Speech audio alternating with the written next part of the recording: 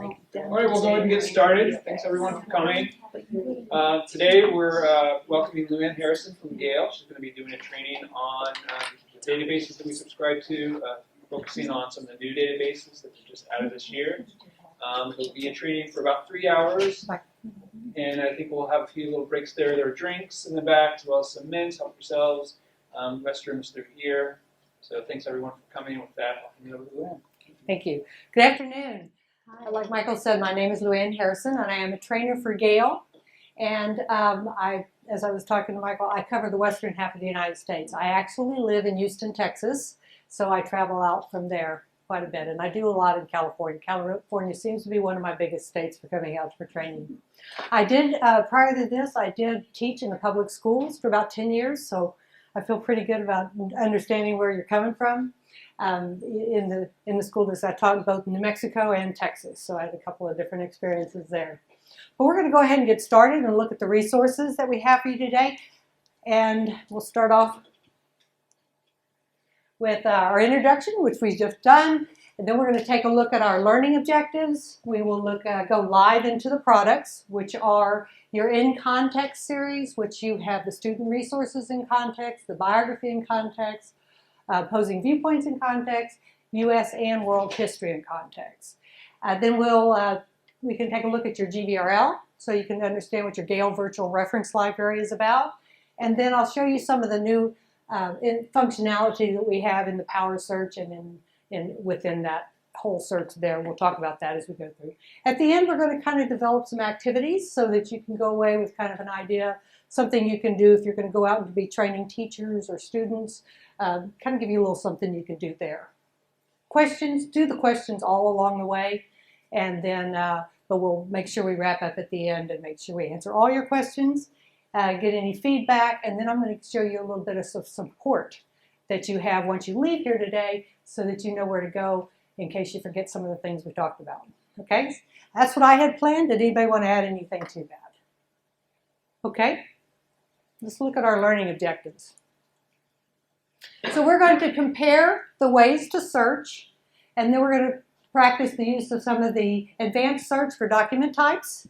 We are going to recognize the portal entries in the In Context. We are going to create bookmark list of pertinent material that you can retain. Bookmark will become one of your best friends, and then we're going to demonstrate when we go into the Power Search that cross-searchability that's available.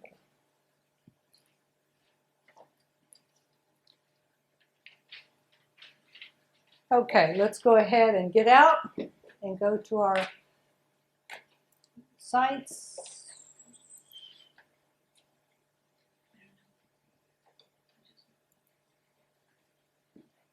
Okay, has everybody been able to get to the Gale resource site? If you started from here, has everybody gotten there? Okay, good.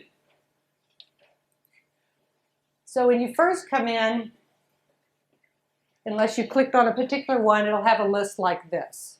Okay, and this is really where it kind of pulls all the resources that you have together in one place. Has everybody seen this before, this page before? Okay, great.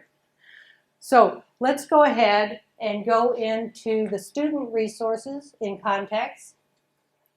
I like to start with this one because it is sort of it's the cross-curricular one, so that it gives you a little bit of everything in it. And how many of you have been working with the In Context? Have any? A couple of you have, and some of you are brand new to it. Okay, good. We're going to look at all the different features. The one great thing about all these In Context is they're built on the same platform. So that means when you come in, and as we go through all of them, you'll see they look very, very similar. And they function similar too. The main thing that's different is the content inside. Okay, so we're going to start with the student resources, like I said, because it is cross-curricular, and it does give you a little bit of everything. And this is a great place, to get started. So when you look at the In Context, the first thing you're going to notice is this scrolling carousel. It goes across here. If you want to take a look at any of these at any certain time, you can certainly view more as you go in and you can look at that particular article. Those will be changed periodically, usually every couple of weeks, or if something major happens in the news, our editors will put something new up there for you. Same thing with the featured video, and then of course the featured news also, those change quite often also. If we go, yes ma'am. So everything like under biography, business, the topic headings and stuff like that, do the links under there change also? They do sometimes, yes. And how are those chosen to begin with? They look at the, I'm going to go ahead and pull that down so we Yeah. can see all the different topic headings that she's talking about here.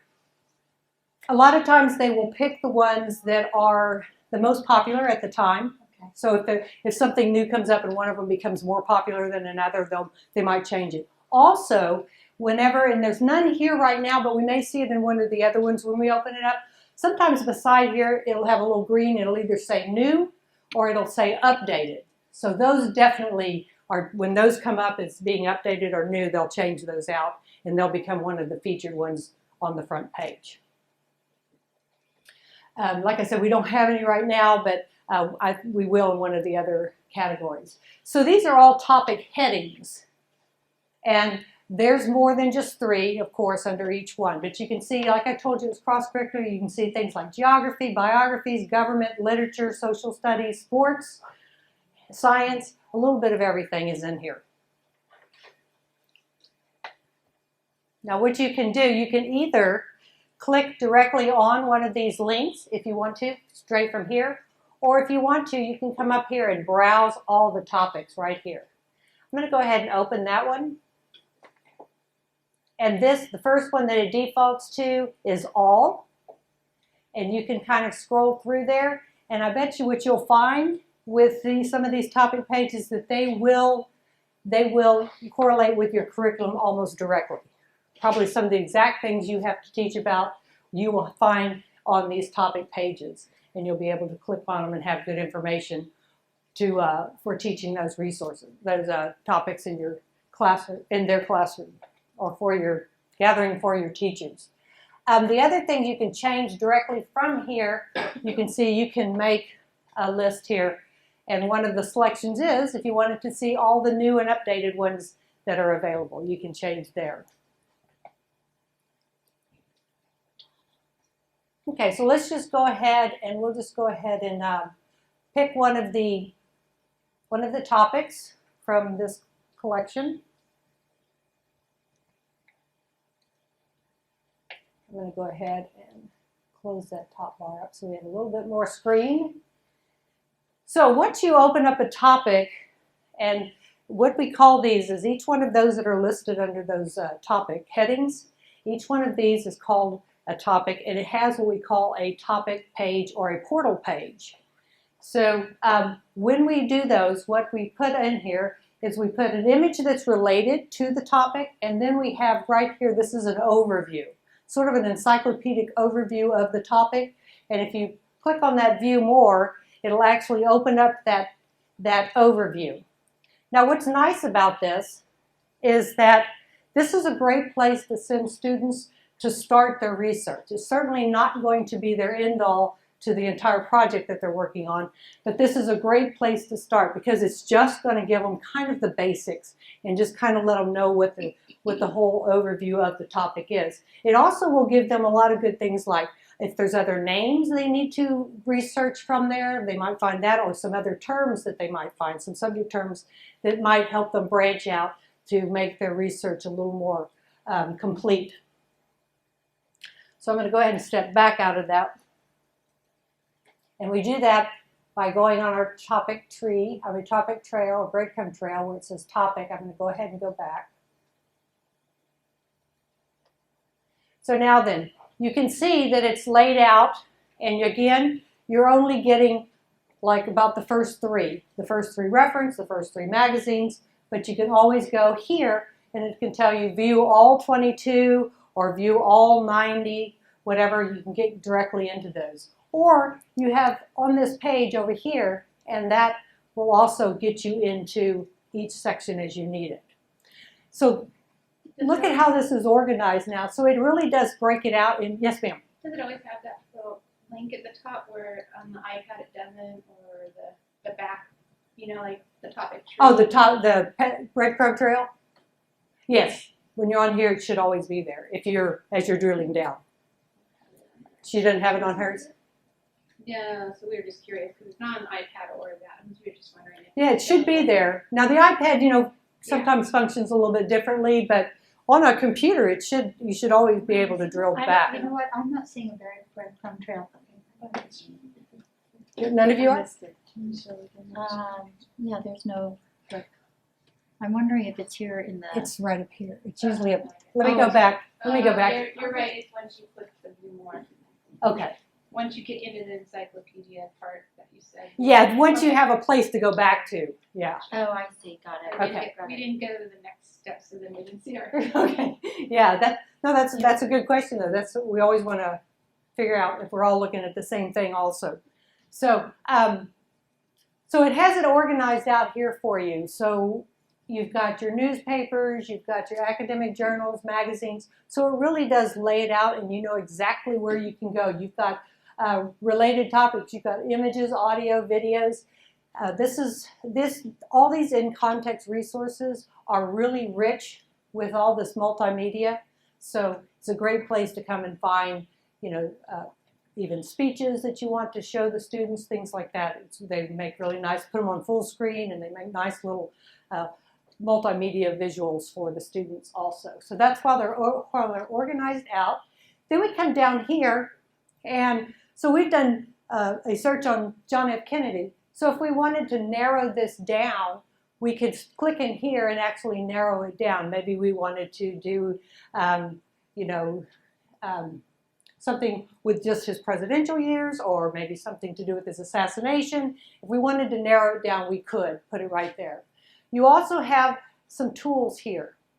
And every time you click to another level, you'll get different sets of tools. So you can always know what you're looking at. So this first one is that bookmark. And remember I told you that one can become your best friend and your teacher's best friend. If I click on it, you'll see it brings up a very long persistent URL. It is in a copy and paste format. So you can take this and you can link it. Your teachers can link it to their lesson plans. If they use Blackboard or Moodle, anything like that, they can link these in. So maybe they're doing maybe they teach about John F. Kennedy, but they don't teach until like maybe next January.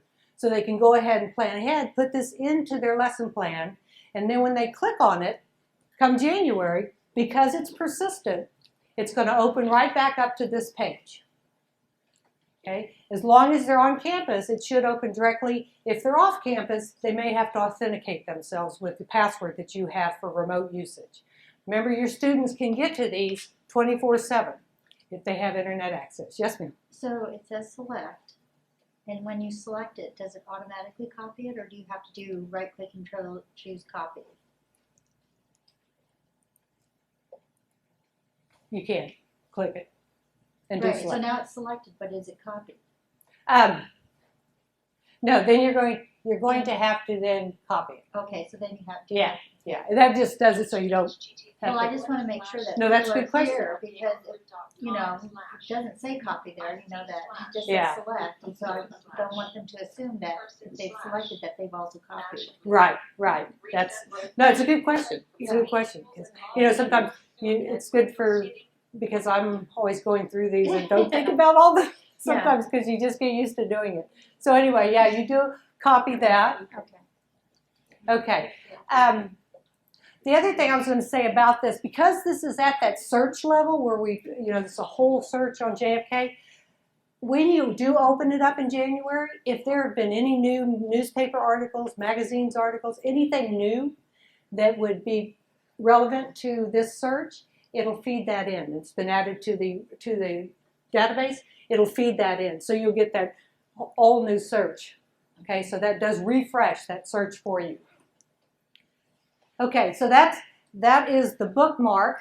The next one is share, and that is for social media. You can share it on any one of the social medias that are listed here.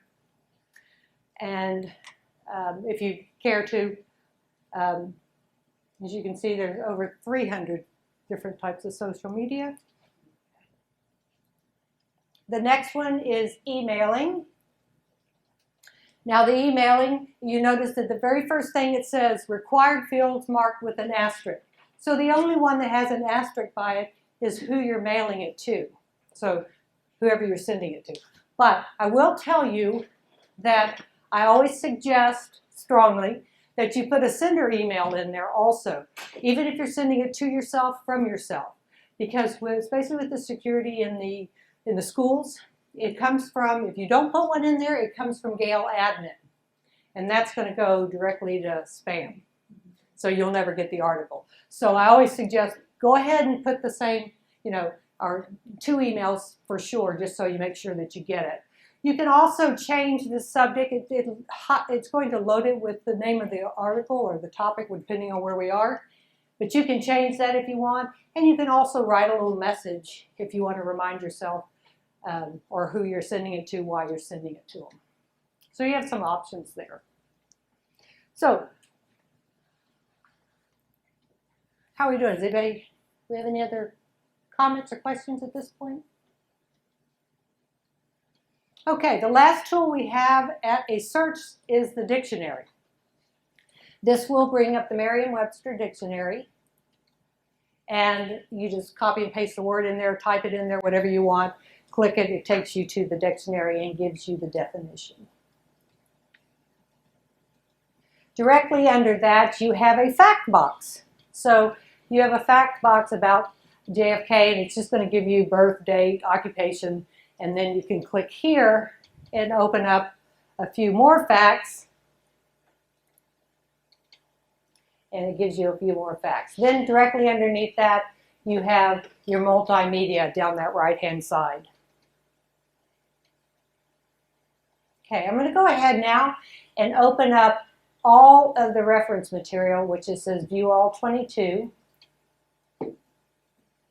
So now we're down to the area of just looking at the reference articles that are available. So we have a couple of things we want to look at here. On the side, it's going to tell you topic overview, biography, whatever it is that you're going to be looking at. You have the list of articles down the center. You have the name of the article, and then you have the where the article is coming from, discovering authors.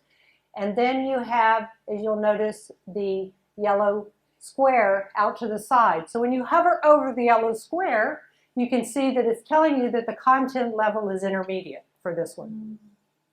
Okay? Now then, it does sort it by relevance, but if you want to, you can sort it by content level. So if you need to make sure that you're getting all a certain content level, you can sort it by the content level. Now you'll notice a green circle comes to the top. If I hover over that, that says that it's basic. So there's 3 color codings. There's the green circle for basic, there's the yellow square for intermediate, and then there's a red triangle for advanced. So what does that mean exactly? That means that the basic level is really going to be for that student that's entering into high school, and it really can go down into the middle school or junior high level, because so we know students read at all different levels. And there's always a gray area on the other side. So that really can be used for some of your middle school or junior high students. But that's what that's going to be. So then the yellow is going to be really that solid high school student, 11th, 12th grade solid student will be there. And then the red triangle is actually going to be for your AP students and well into college, because these resources, these in context, get sold into community colleges a lot also. So that's going to be a little more advanced level there on the red triangle. I'm sorry, how did you sort again by content level? Yes, it's right here. Click that, and that's a click down, and it gives you a couple options. Yeah. Okay. Thank you. And yeah, because it will default to relevance, so you'll have to actually make that change when you want to do that. So then we also have over here. You notice right now we're looking at reference, but if we wanted to jump over to magazines or academic journals, we can do that directly from here. So let's go ahead and click on magazines.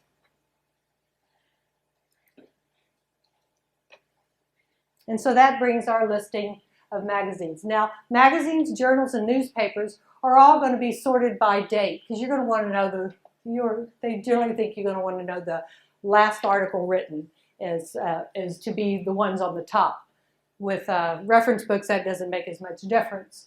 But you can still sort by your content level by going to here. Okay, so you can still get it to content level. Now I'm going to hover over this square again. Notice now when I hover over it, it says content level intermediate, but now it's giving us a Lexile range. Do you use Lexile ranges? Okay, so some school districts do and some don't, so I always ask. So why do we have it here but we don't have it in reference? It's because reference material has never been Lexiled.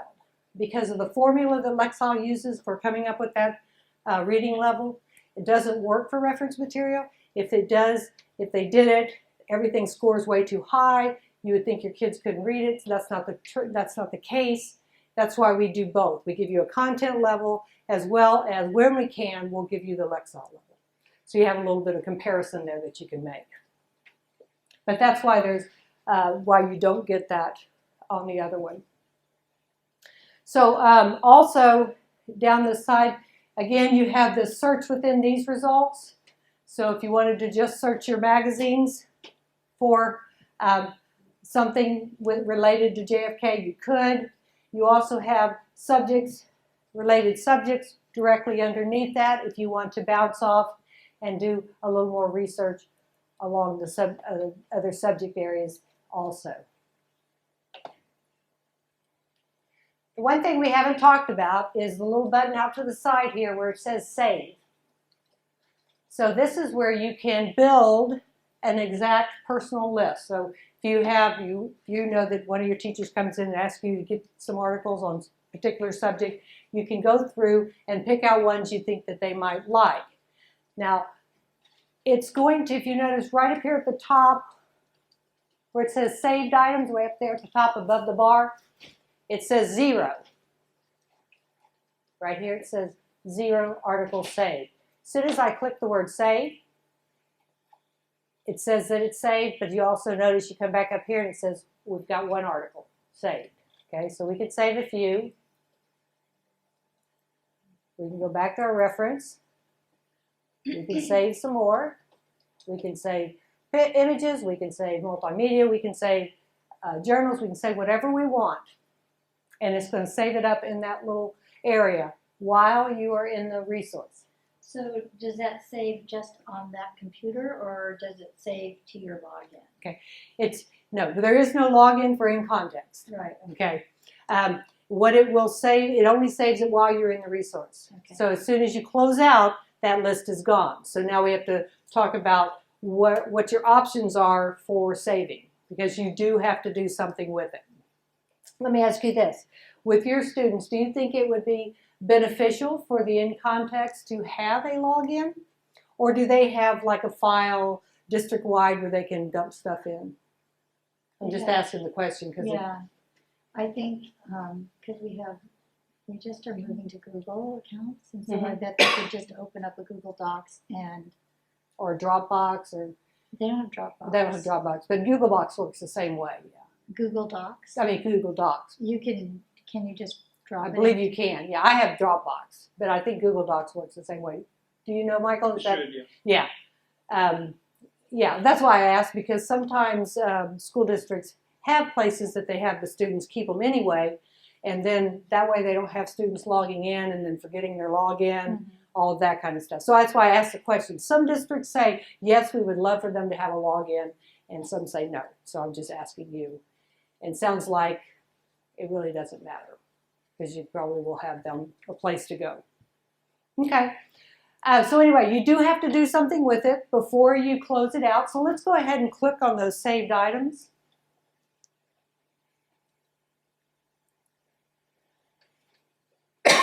So it's got us listed all the ones that we've been gathering. And you can, at this point, you can click on them. If you wanted to remove one, you could click it and then you could remove all the ones you selected. Or you can keep them all. but notice that you will need to, if I want to check them all, they do need a checkbox by them before they'll work in any of these tools. So again, we have that bookmark. Remember, that's that persisting URL. So now it'll just be bookmarking this list. It's not doing the whole search this time. Now it's specific to here. You can also download it if you want to download it into a file, flash drive, anything like that. Now the next one is citation tool. So you can pick the citation tool and you have a choice.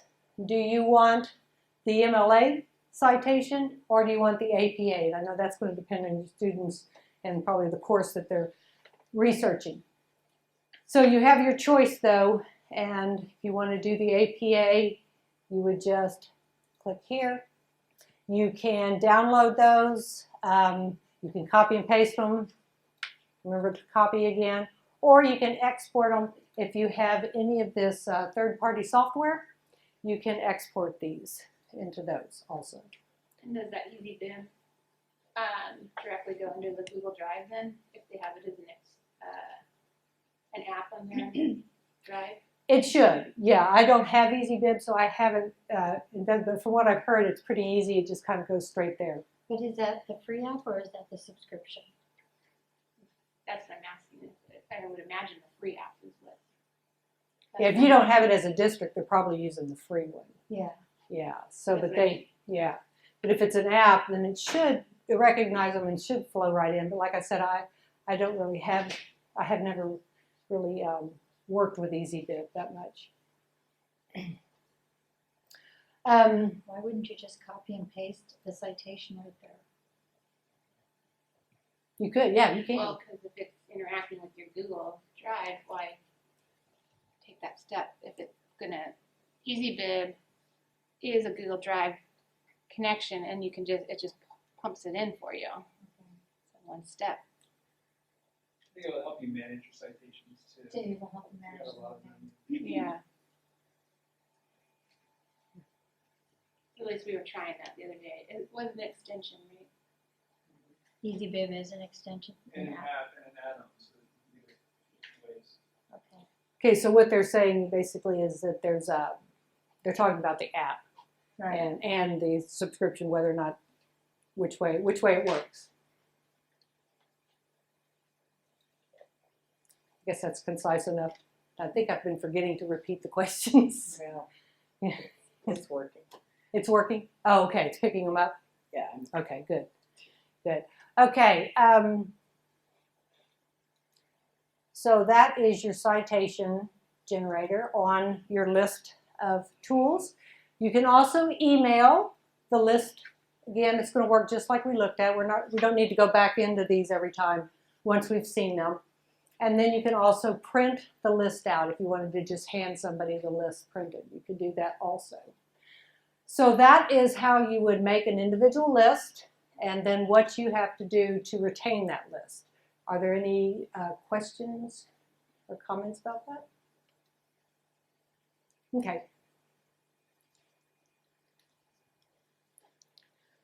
I'm going to hit the back button now because once we go into those saved items, it's sort of assuming we were finished with our search, but I wasn't.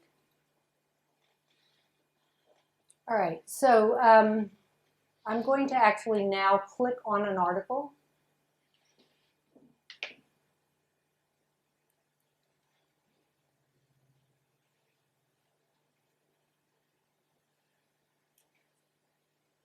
Okay, so what we have, again, it's telling you this is a basic content. You've got the article listed in front of you.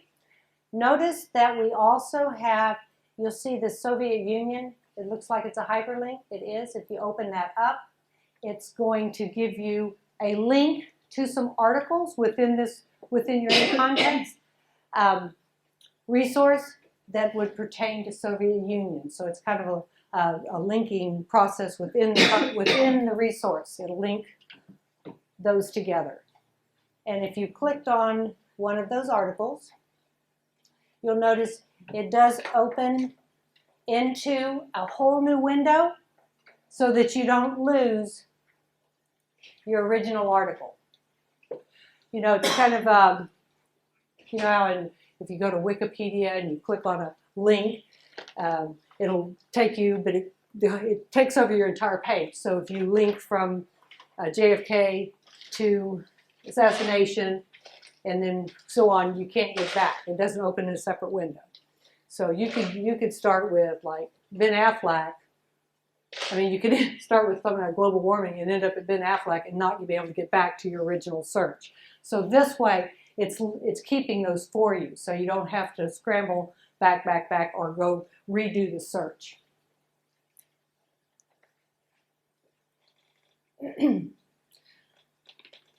Okay, so that's a little linking tool, and you'll see it. You'll notice it every time when you see those little blue terms with the underline.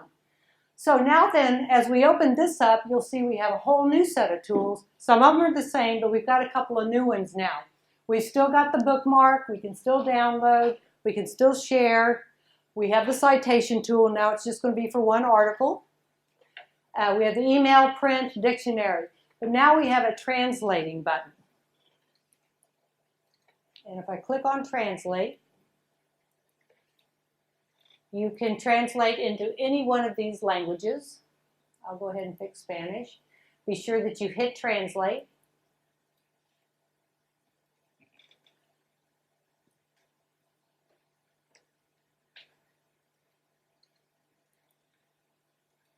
And sometimes it takes a second to load up.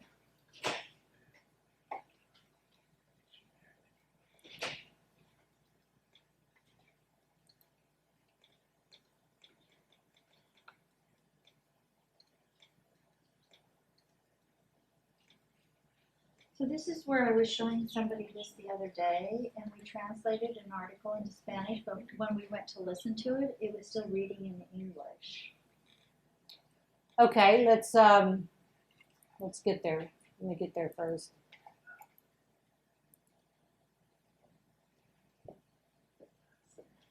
Okay, so now you can see that it is translated, but there is no listen button. Well, because I think the teacher had clicked the listen button while they were in the English article, and then went to hit translate, and it was still reading in English, so it was following along where it was in Spanish, but it was reading it in English. Oh, right, that's probably what happened then, because you know, they're kind of separate pieces, because the read speaker is the one that we have reading it, and then the translator is done by a different company. So that's probably what she had done. Okay. Because in the in context, when you're in that particular resource, there is not a reading of that particular language. Now, some of our resources do have that option, but the in context does not at this point. So also it's telling you that it is a machine-generated translation. So that means that they're not perfect. Okay. They have gotten better over the years, and hopefully they'll just continue to get better and better. But I think they still have some value, even as in the machine-generated translation. So you have that. Now the other question I think you might have had was how to get back. Yeah. Okay. In this one it's a little trickier. You have to go back to translate and then pick English. And don't forget to hit the translate button.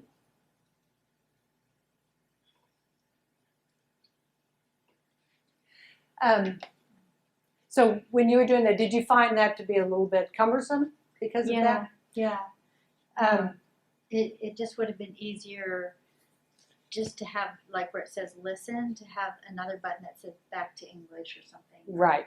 And I will tell you that when we go into some of our other resources, because this is one of my things that I think is cumbersome myself, because in some of our other resources, the translation actually opens in a new page, and all you have to do is close that window, and then you're back to English. So reason why I ask this is because I make notes, and then I send them off to our our editors and to the product managers. And so that's what I'm kind of pushing for, because it seems so much easier in some of our other resources. Yeah. Okay, So I will make that note. It just doesn't seem consistent if that's. what Well, you're it's doing. harder because you'd have to actually go back in and translate back to English. Yeah. And for students, I mean, what we want is the ease of the experience for them. So I will make that note. Hopefully that'll be something that they work on over the next however much time they can put to it. But I will definitely make that have that conversation. So when you are back in English, you do have that listen button, and you can listen to it in English. I don't know if we have speakers on. Alternative assassination theories for John F. Kennedy. On Friday, November 22, 1963, U.S. President John F. Kennedy was shot to death while riding in a motorcade in Dallas, Texas. As the shocking news swept across the world, authorities hunted down the assassin. Okay, so you can see it reads, and you noticed it was highlighting the word and the sentence. You do have some settings, and it's right here in that little circle. Looks like a little gearbox. You open that up, and it will either let you turn that highlighting off completely if you don't like it, or you can change it so that it's sentence only, word only. You can also change the colors if you want, but then you can also speed it up or slow it down if you would like. So you have some options there in your settings for looking at it.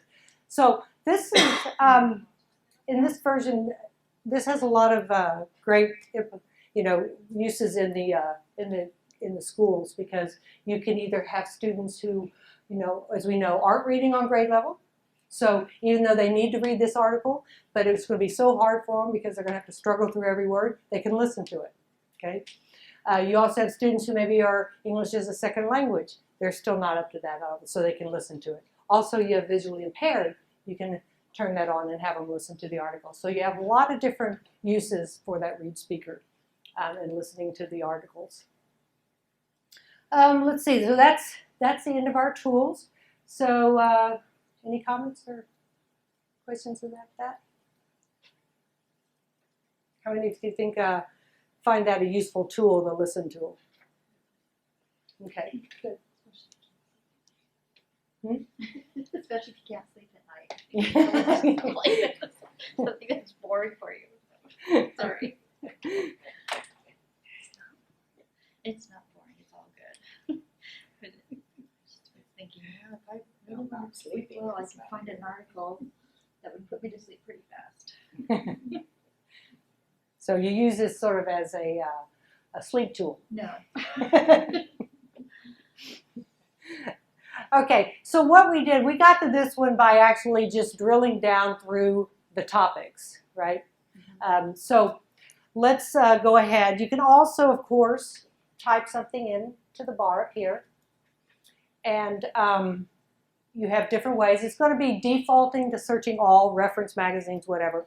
Or you can select one of the particular ones that you want to. I'm going to leave it at all. And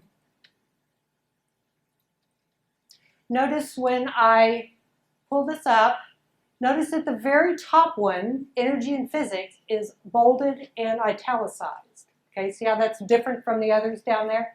Whenever that comes up, whenever you're typing in, one comes up and bolded and italicized, that means we have a portal page or a topic page for that particular link.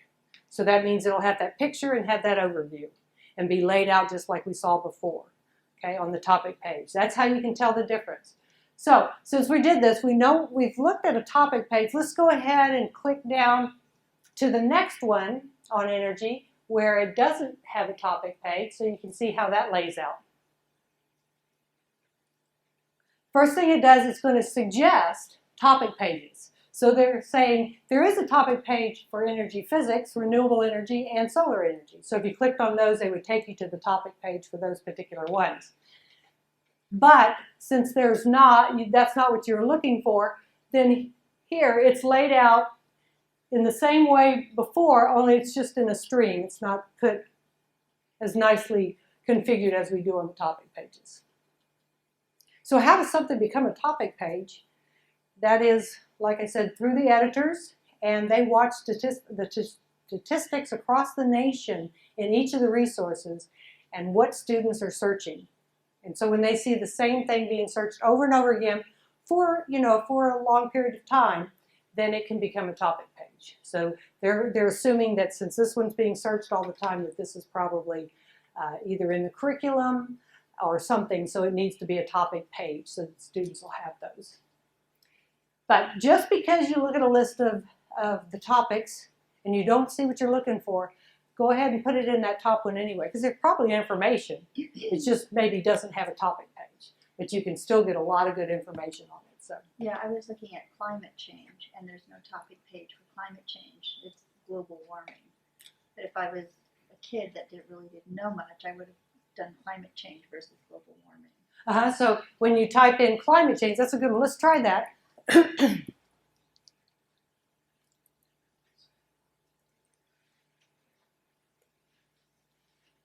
So climate change. So it didn't come up bolded. Right. And see, there's no topic pages. And so it doesn't even suggest any topic. So that's what I was going for. Because Yeah. I thought, I wonder if it will suggest global warming. Right. But it doesn't. Yeah. But you still get information on climate change. It's just not a topic page. And hopefully somewhere along there they will run across the term maybe global warming, which is right here. Right. Then they'll maybe hopefully jump off into to that one if they want a particular topic page. So these links, is that the interlink feature? Once you click on an article and all the blue links come up, is that what's called the interlink? Yeah, it actually isn't interlink. It's like an intralink, because in the in context, it only links to other articles within in context. Oh, I thought it linked to everything within GVRL. On the power search, yes. We're going to talk about that when we go to the power search. That's Then important that's where they difference. call it interlink. Okay. Yeah. So hopefully they'll, because I think there could be a lot of use for interlinking to your GVRL if you have titles that correspond to what you're using. So I always put that in as a suggestion that it does that. So hopefully that's anyway. But that's what it's doing. It's articles within the in context, not out beyond that, unless you're in power search.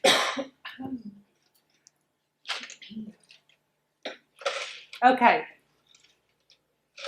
We also have a bookmark. There's your bookmark, your tool for here. You can bookmark that particular search and have that persistent URL. Okay.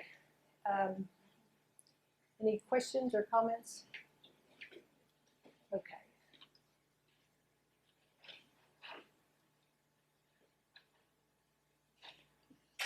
So we also have, the next tab over from Browse Topic is Maps.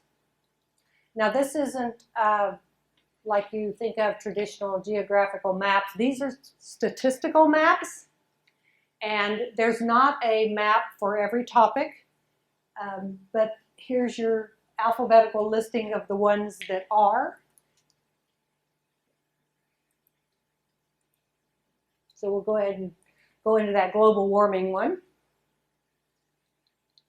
So what you see here now, you can see that this is, they're going from 1990 to 2007, looking at the total emissions in millions of metric tons of carbon dioxide by state.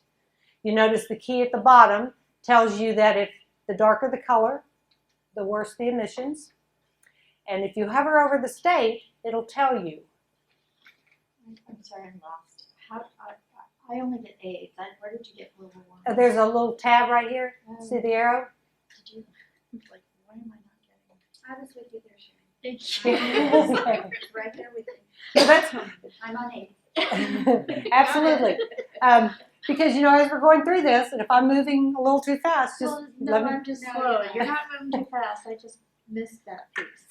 No, because you get off into looking at something else. And I that's, was taking notes. yeah, okay.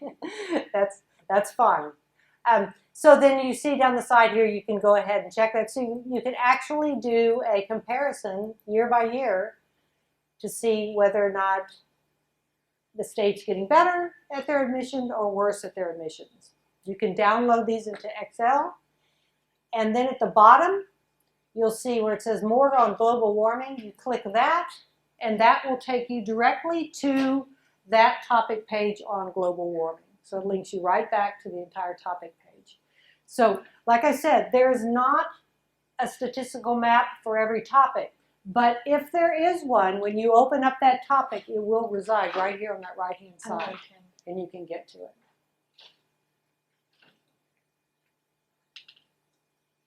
Okay.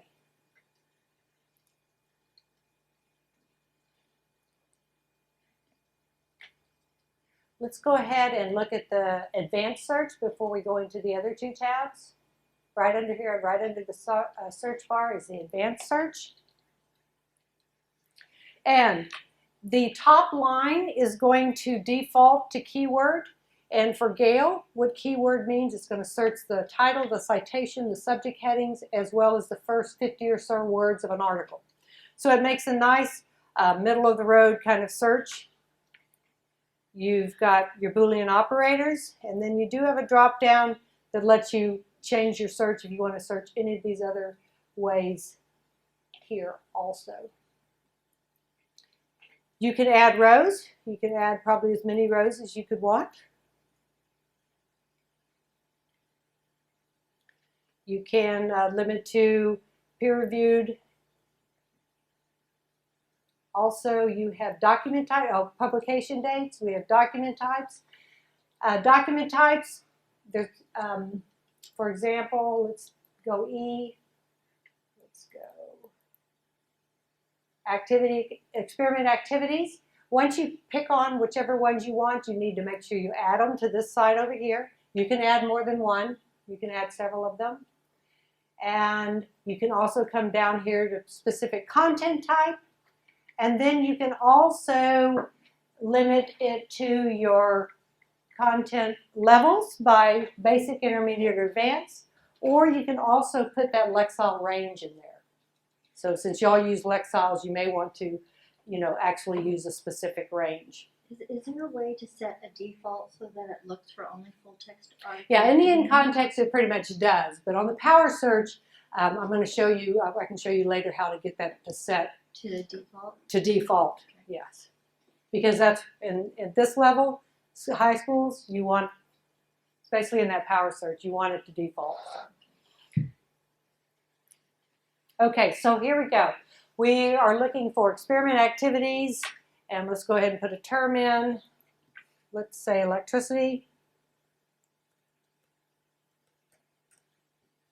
And then let's do our search. And so we now have displaying 1 of 11 articles on experiments just for electricity. So this is great for your science teachers. They're doing science fairs, things like that. This is a great publication, Experiment Central. It really is, it gives, on each of the experiments, it's going to give you the background to the experiments, the words to know. It tells you specifics like if the how much it's going to cost, the materials that you need. I'll go ahead and open that one. It's just a really nice publication. Gives you lots of great information, diagrams, like I said, words to know. Here's the first experiment. Talks about variables, level of difficulty, materials needed, how to timetable, how to experiment safely, instructions, and so on down the list. And then, even though it said 11 activities, each one of those generally has 2 experiments in it. So you've really got about 22 experiments listed there. So it's a good publication. Okay, so that's kind of one way you can use it. You could also pick, if you wanted to, if you were looking for particular poems that you wanted to search for, things like that. You can just kind of look through that list of document types to see what might be available. Because there's a lot of them there. You can see it's alphabetically listed out. But that makes a good way to search in that. So any questions? Yes? If I could just point out too for the folks here that primary source is one of the options they'll provide. Yes. You can search directly, and if you just want to search primary sources, right. You can do that. Is it one of the, It's listed actually right here also. Is that where you were talking about? Or down in the document top? I saw that as well. Yeah, there's a couple of ways you can do that. So you can do it directly at the top or pick it as a document type. I knew I'd be caught on something at some point. I move around too much. Yeah, so you can definitely specifically do that. Now, when you do your topic searches, there is always one heading that is primary sources if they have any available. Okay, any other comments about the advanced search? Okay, let's look at our next bar over. It says curriculum standards. These are just a listing for your use or your teacher's use. You can either go into the national ones or you can go by state.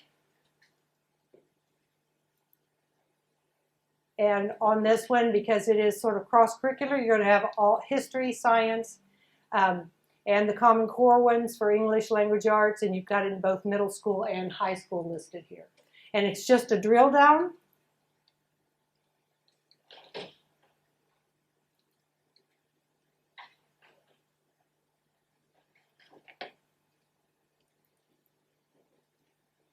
And just you can either look at all of them or you can pick a particular grade level. Then you can keep drilling down for your use there. Okay, the last tab is the resources tab.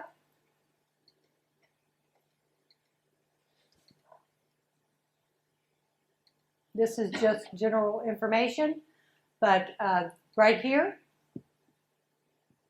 these are training tutorials on demand. They are, as you can see, from 1 minute and 21 seconds to 6 minutes and 40 seconds.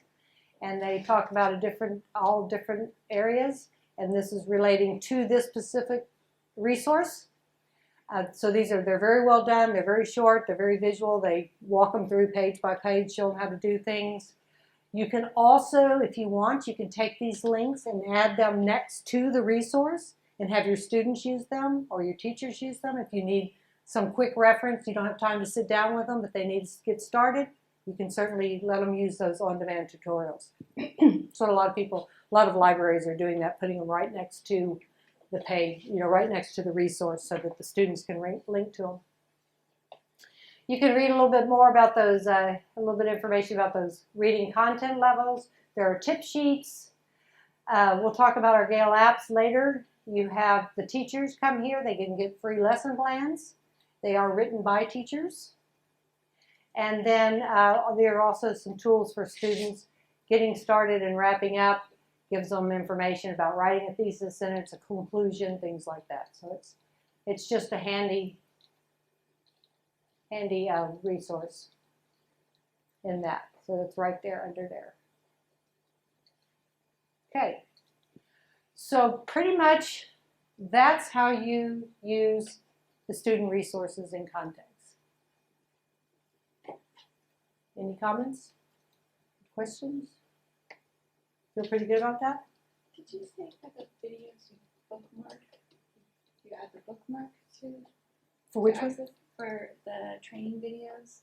Oh, you can add that entire link that's out to Okay. the side there. You just take Okay. that link, Okay. yeah, and you can add that to them. And when you go through, if you have any trouble, your inside person is Sarah Stockton. I don't know if you've talked to Sarah, yeah. Sarah's very helpful. She'll be glad to help you with any of that. When you're having trouble, just give her a call on the inside. You've got her number, so I'm sure Michael does too. She's great. She will help you through all of that if you need it. She's very patient and understanding. She is. All of those inside people are very, very good at their jobs. Okay, so if we are done with that, we have stay in your student resource and context because it's quiz time. Okay, I'm going to ask you a quiz question. You'll look it up on your resource, student resource and context. Please raise your hand when you have the answer, and I'll pick the person who raises their hand first that I see, because I want you to raise your hand and not call it out because there is money involved.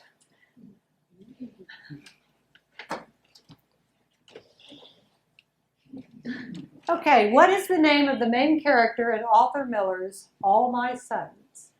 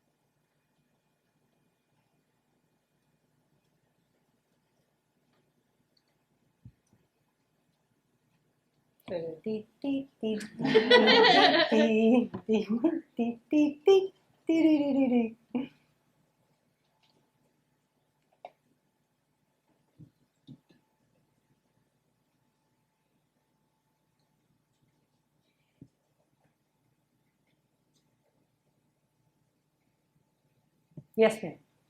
Joe Keller. Excuse me? Joe Keller. Yes, Joe Keller. We have a winner. So, what would you like? Would you like a $5 cup of coffee from Starbucks, or would you like a $5 footlong from Subway? Cup of coffee from Starbucks. Thank you. There you go. Thank You can just You're take us. welcome. Yeah, definitely. Okay. We'll have more quizzes in a few minutes. Your microphone. All right, let's go back to our resources. Your microphone. Excuse me? Microphone. Your mic. Oh, did that unplug? I'm sorry. Yeah, just pulled off of me. Thank you. Okay, is that better? All right. So now we want to get back to that page where we have a list of all of our resources. So if you go up here to the top, and if yours isn't opened already, all you have to do is hit this My Library. It drops down, and then you see Change Resources. Did we see that? Okay. Click on that, and it'll bring us to our list of resources. It's too bad you can't make that a little bit bigger. Is that the limit of the page, or? Which, this page right here? No, the return to my or change resources. Isn't it? What's it? Oh, it's, yeah, Just take a look, more bold how to or get something. there. Yeah, Yeah. That's on their end though. Right. yeah. And that takes you to that Power Search page Right. where you can first start a Power Search, which we'll talk about a little bit later. Will they be adding a bigger button for that or something for changing resources? That's what I think she's asking. Sorry, I couldn't hear it. I don't think so. I don't think so, that they would change that. Just because I think a lot of feedback is that students never use that. They usually go in from other buttons, so. Yeah, okay. But if, I can certainly make that as a suggestion if you all feel like that would be something useful to have it more prominent. I think we need to have kids start using it and see what happens. Okay, I'll make the suggestion. Like I said, I can never promise because all I do is make the suggestions. Okay, let's go ahead and click into the opposing viewpoints in context.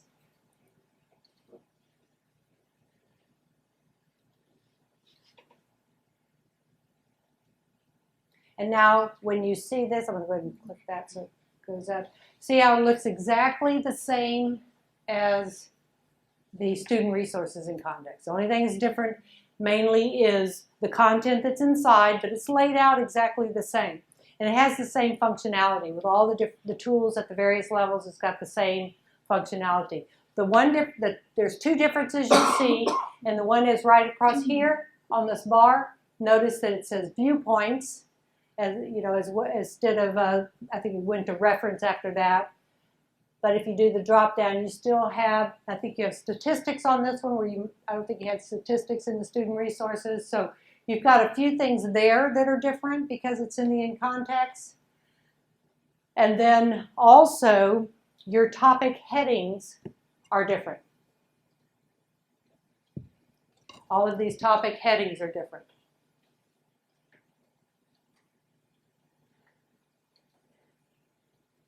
I think one of the ones important to turn out, because if you have your debate clubs, you're right here. One of the topics is your national debate topics. So I know that usually the debate teachers usually get excited about that, having that right there they can link to. So, but other than that, it's really going to function just the same. If we go ahead and click on one of the articles, topics, it takes us to the topic page. And then you've got your viewpoints. It comes up top here because that's usually the most important part of this one.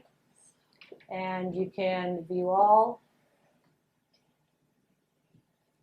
And you can see all the same tools are coming up into each of those. So if we browse the topics, you can see all the different topics. And remember, once again, if there's not a topic listed here, doesn't mean there's not information. It just means it's not a topic page.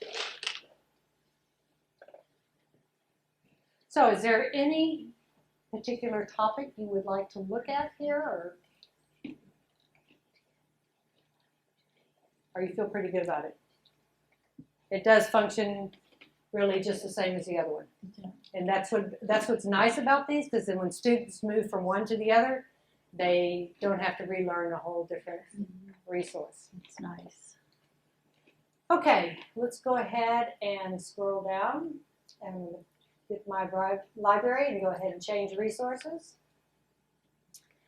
The next one we're going to look at is the biography and context. So click on that one.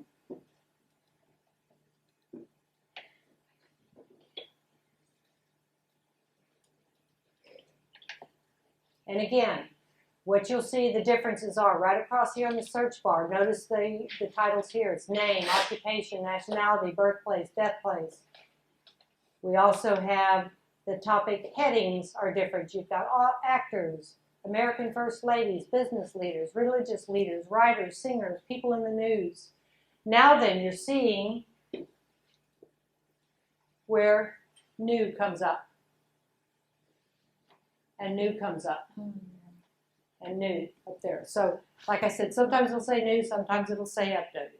And when you see these names as new, it doesn't really mean that that's a brand new name. It just means it's become a topic page because it's being searched across the nation enough times that we feel that it should now become a topic page, and that's chosen by our editors. So if we went back up here to the browse topics, or browse people, and this one's called browse people, and it defaults to new and updated. So you'll get a list here. If you all ever want to know what the new ones are, the updated ones, you can come here and look.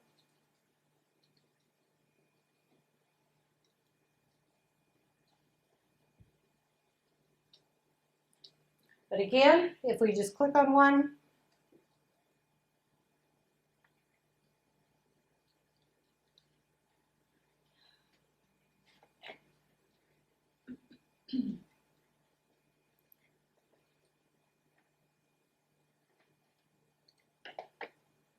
as you can see, it's laid out again like the other one.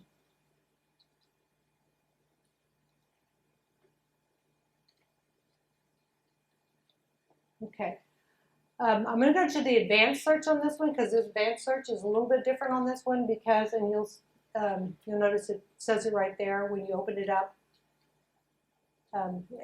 It has, sorry, not in the advanced search, but it has a person search, which is a little bit different than the advanced search. You can see you can put in a name if you want. You can add rows. You can change those things around different areas. But what I really like the A Person Search for is that you can come in here and you can pick particular occupations, nationalities, ethnicities, things like that. You can pull those together. So this is great when you have like particular, your students come in and they need to write a report about a person who is this. So this can help them narrow down that search and also open them up to some new people. So for an example, let's just do, we'll do abolitionist, and we'll do them as African American. We could also say female, and then we can do search. So you know how generally when kids come in and it's February, it's Black History Month, they have to write a report on somebody who's generally in, helped with the slavery, and they generally think of the same people over and over again, because those are the ones that you most hear all the time. So this way you can kind of come in and maybe give them some new names to look at, new search, new people to learn about, something like that. So you can see they're listed out, tells you that that was their occupation, and that way hopefully they'll go in there and learn about somebody other than the typical ones. So that's what I like that person search for. And it's not, as you see, you can go in there, there's all kinds of occupations. Maybe they need to look for astronauts or something along those lines, or something in the science fields, they can look for that. So that is a little bit different in the biography and context as opposed to the other in context. So, any questions about that? So let's go ahead and go back up and change resources. And I do want you to go back into the opposing viewpoints of context, because I forgot to give you your quiz question on opposing viewpoints. So go ahead and click into the opposing viewpoints.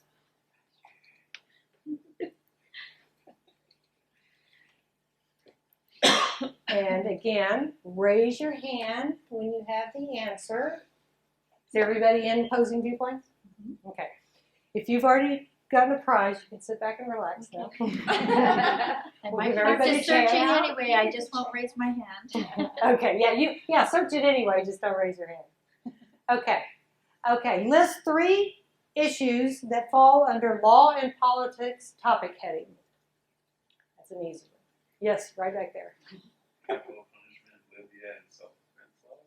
That's right. What are you saying? So which are you? Subway or Starbucks? Starbucks. Okay. So wait, if that's a topic heading. Yeah, topic heading is law and politics. It's right on the front page. Got it, okay. Yeah, I was looking under the all for the topic of law and politics.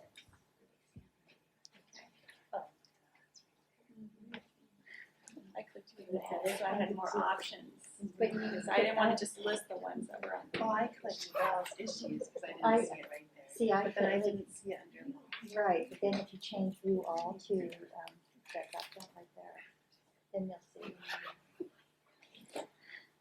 Pull out some more Starbucks. This is a Starbucks kind of crowd, isn't it? Just that feeling. I find it always interesting to go to a place and see what, because sometimes it's all Subway, sometimes it's all Starbucks, sometimes I have equal amount. So You need to go around lunchtime. I think There's it more was Subway before in lunch, it might be Subway. yeah, you're right. That could be what it is that the morning group right before lunch always picks Subway, and then the afternoon group needs that perk me up. Yep. Okay, that sounds good. All right, let's go ahead and go back to our change resources. We're going to, since we can move so fast through these in context, we're just going to look at the 2 history ones, then we'll take our break. Okay. That way we're still in that mindset of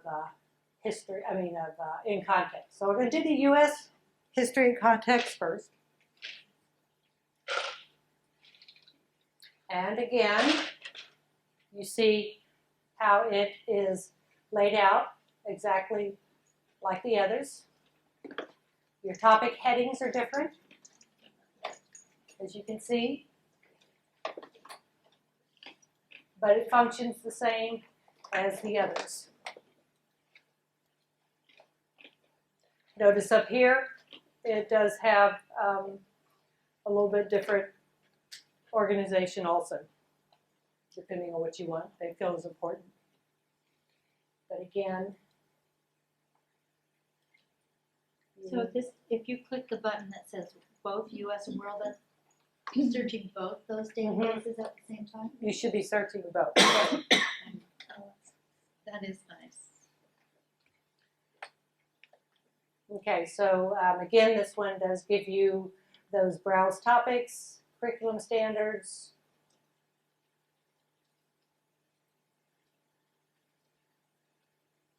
And your advanced search doesn't have anything. It's the same as the first one that we looked at and the opposing viewpoints.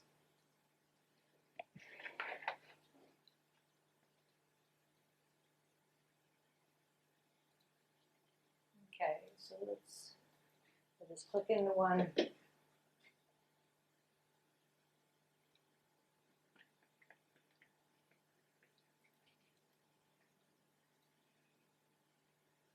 You've got your topic pages, and then you've got everything laid out, same as the others.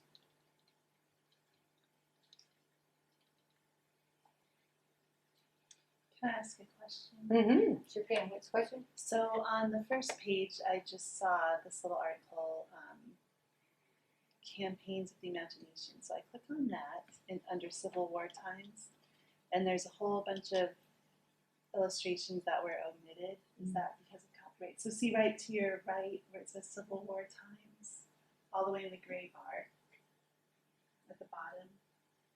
It's the second one. Okay. Yeah. If it says the images have been taken out, that's because that has to do with our relationship or with the publisher. Okay. We make all kinds of deals, and probably if that publication, that picture's taken out of here, probably anybody they work with, they take that out so that you still buy them the publication. So yeah, that's we do provide them when we have access to them, and then of course we can't if we don't have that deal. So that's what that means. Okay, so while you are in U.S. history,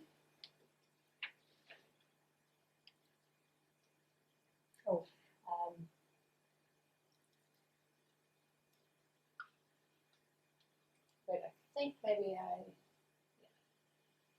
okay. Sorry, let's do U.S. history now. I'll come back to, I've got the one in biography. Okay, so while you're in U.S. history, ready? Everybody there? Question is, in what year did the Salem witch trials start? Yes, ma'am, right here. 1692, that was easy. I looked for the first date. I hope that's the right one. That was the first date. Okay, which are you? Starbucks. You're welcome. You got Okay. that done even before she even stopped saying the question. I know. Yeah. Well, she's the history girl. Well, over I here, just seen it on the main page, Oh, okay. so I just looked at it. So you knew it? That's what I knew it was on the main page. Okay, let's go ahead and just take a quick look at the world history and context.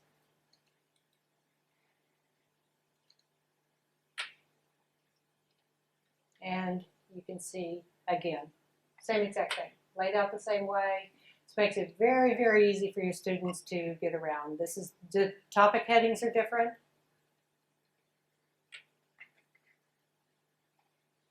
And then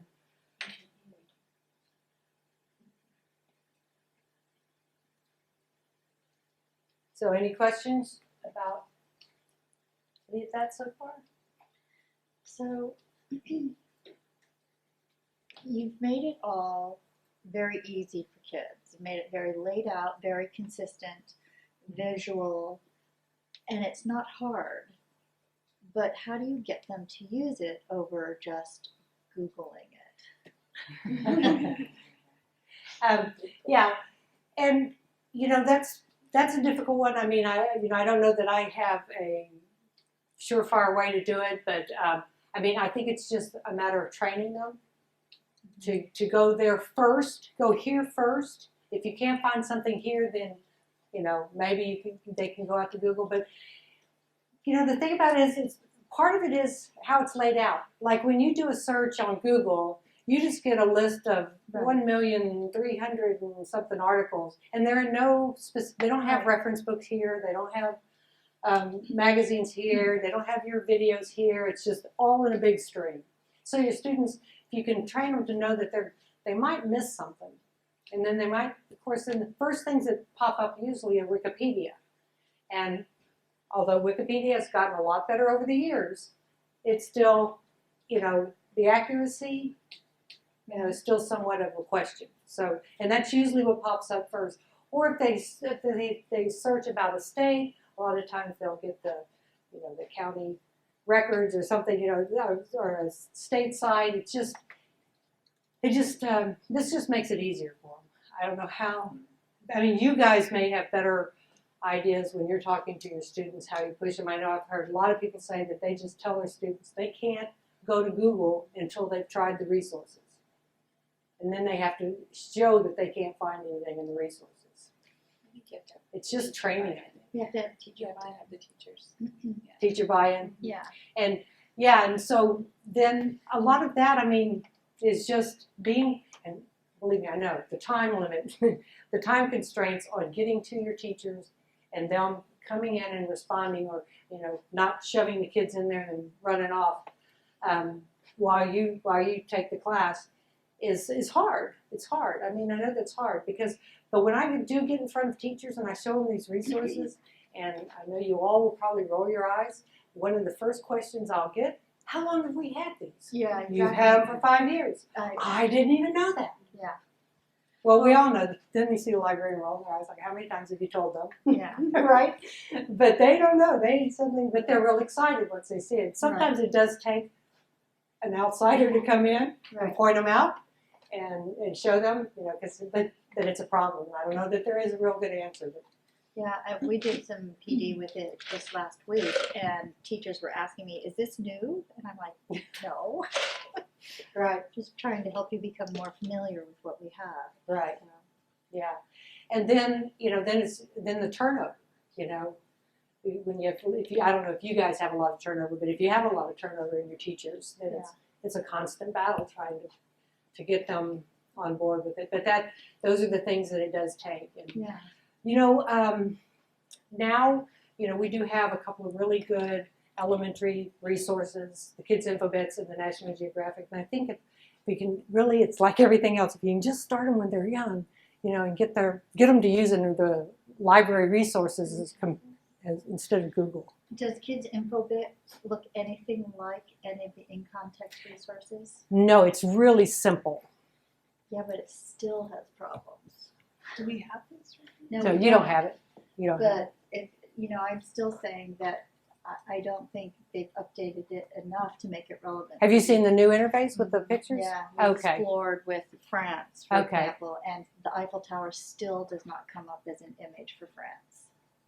Which, hello, wouldn't you think that's the most iconic image that would come up first, and it still doesn't come up? Okay, well, I'll make those comments because that's part of the thing. I mean, I don't know that the problem is I don't think they really changed much of the content. Right. They just changed the interface. They're still using the same Blackbirch Press, Lucent Press, information that they had before. They just updated the interface. So, but I will certainly make that observation comment to them because I really do think it is and is going to have to almost start when they're young. Yeah. And I don't know if you realize, if you know this, but in the universities, when they click on resources, it goes directly to the advanced page in a lot of universities. They don't even give them the basic search. It goes directly, not college, not community college, things like that, but university almost all the time goes directly to the advanced search. At the university level, do they even use Google? I mean, do people even use Google, or I mean, I'm sure they Sure. must. Yeah, they do. But they're more inclined to use these databases than they are. I don't think so. I don't think it's any better there because I think you have the same. I think you have the same issue. You have the professors who don't necessarily use the resources, and if you've been there more recently, they don't necessarily use the resources either. They go out on the web. So I don't think it's gotten any better. No. So I don't know what the ultimate answer is for that. But it's all comes down to training, I think. Well, I think it's also that people just assume because we have the internet that they can find anything that they want. And we had an AP history teacher, student teacher, make an assignment where they had to write an article in the style of a newspaper from India in French in the early late 1800s and stuff. And we couldn't find anything, but they just assumed that all of that was going to be out there on the web, and we couldn't find anything within the databases or World Book or anything like that. Yeah, that's a pretty specific search, isn't it? Right. So, when the teachers don't do the homework themselves to find out if those resources are available for the kids to even do their research, if they don't practice themselves finding the resources within the different products that we have, then how are we supposed to be able to help them? So it's just like, wow. Yeah, it is.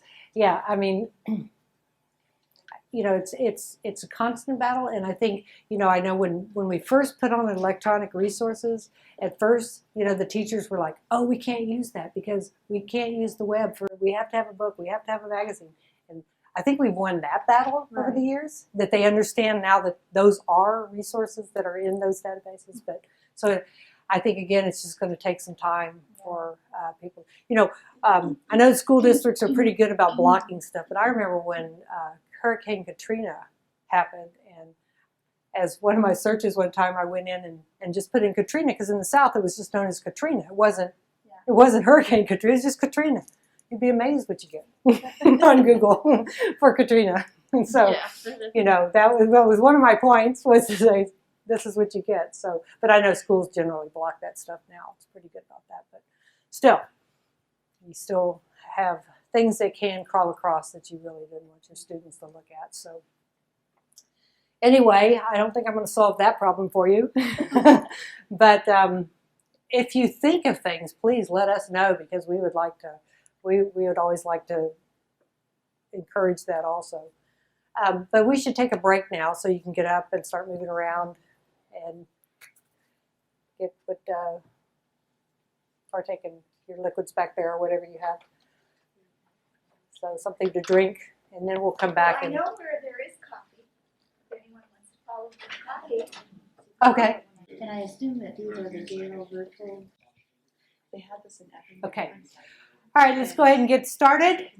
Before we move on, we are going to have another quiz. So I do want you to open up the Biography Resource Center, because that's the one.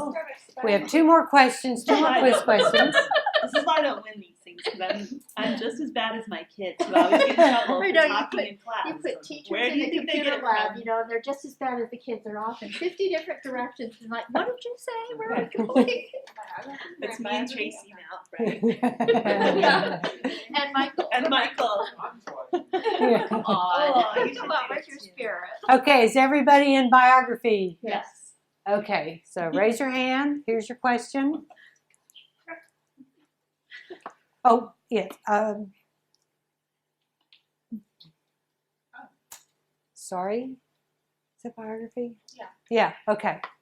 Yes, biography, yes, sorry. Brain lapse there. What is the current name of the organization started by migrant worker rights activist Cesar Chavez? Okay. Okay. Is it United Farm Workers United Farm Workers, as opposed to the one. as opposed to National Farm Workers? Yes. Okay. And My See. librarian research skills. so, which would you like? Starbucks. Starbucks. So now we can all go together. And start. There you go. Oh, we should.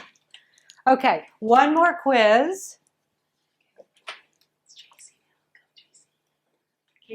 Go, Tracy. And this one's going to be in the world history. Go to world history.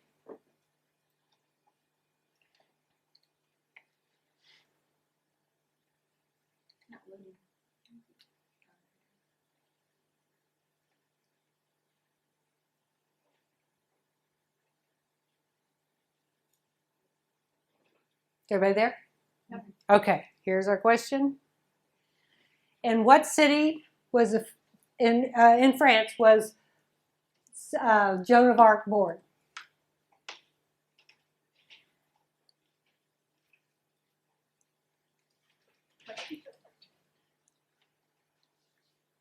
Those that didn't answer a question yet or won a prize.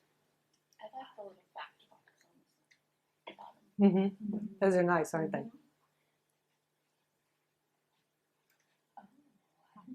Oh, you didn't see that? I just Okay. Yeah, I think we'll have to- Go ahead. Is it Delmarine Remy or something? Delmarine? We had it Delmarine? Yeah. Okay. Yes. Got it. Okay. Which would you like? What is Starbucks or Subway? Starbucks? I was going to say, if you want to go to the rest of them, they're all going together. You're welcome. So you could have looked that up in biographies too, with birth. Absolutely. Yeah. Yeah. A lot of this information, you know, there's a lot of times there's more than one way to get there. Okay, so that's the end of our quiz questions. But let's go now and look at our GVRL.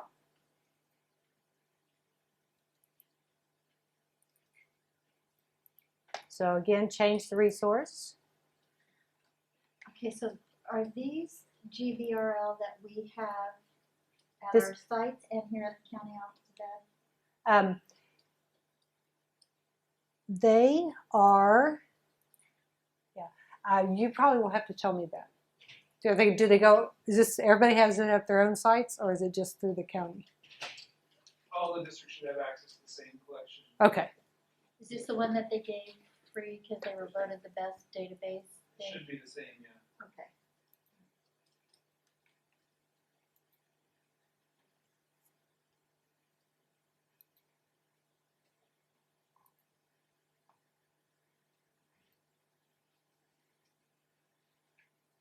okay, so everybody, this should all be available.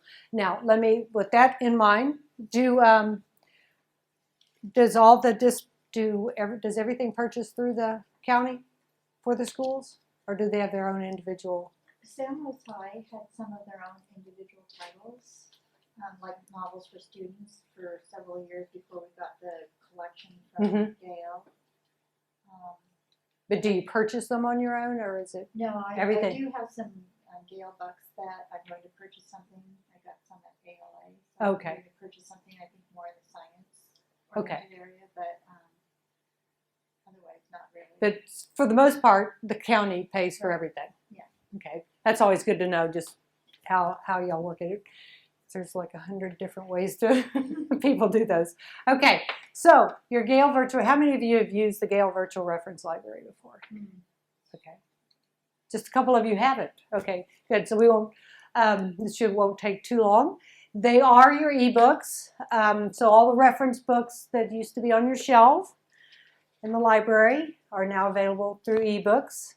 And as opposed to when they were on the shelf in the library and they couldn't leave the library because they were reference books, so you had to use them while you were there. These are available 24/7.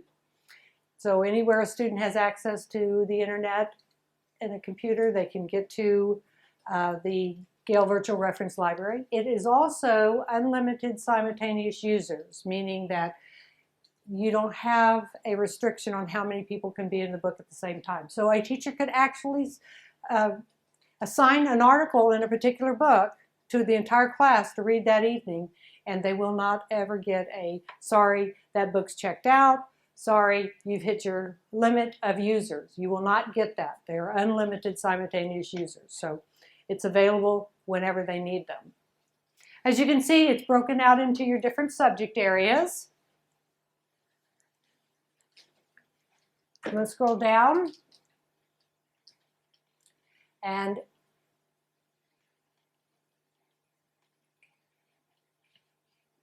so you have all these different subject areas, and there's a couple of ways you can go into there. Of course, you could type something up here at the top if you wanted, or you can actually click on the book. When you hover over it, it's going to give you a bit of a description about it. And then you can click on it. And it opens it up to the table of contents.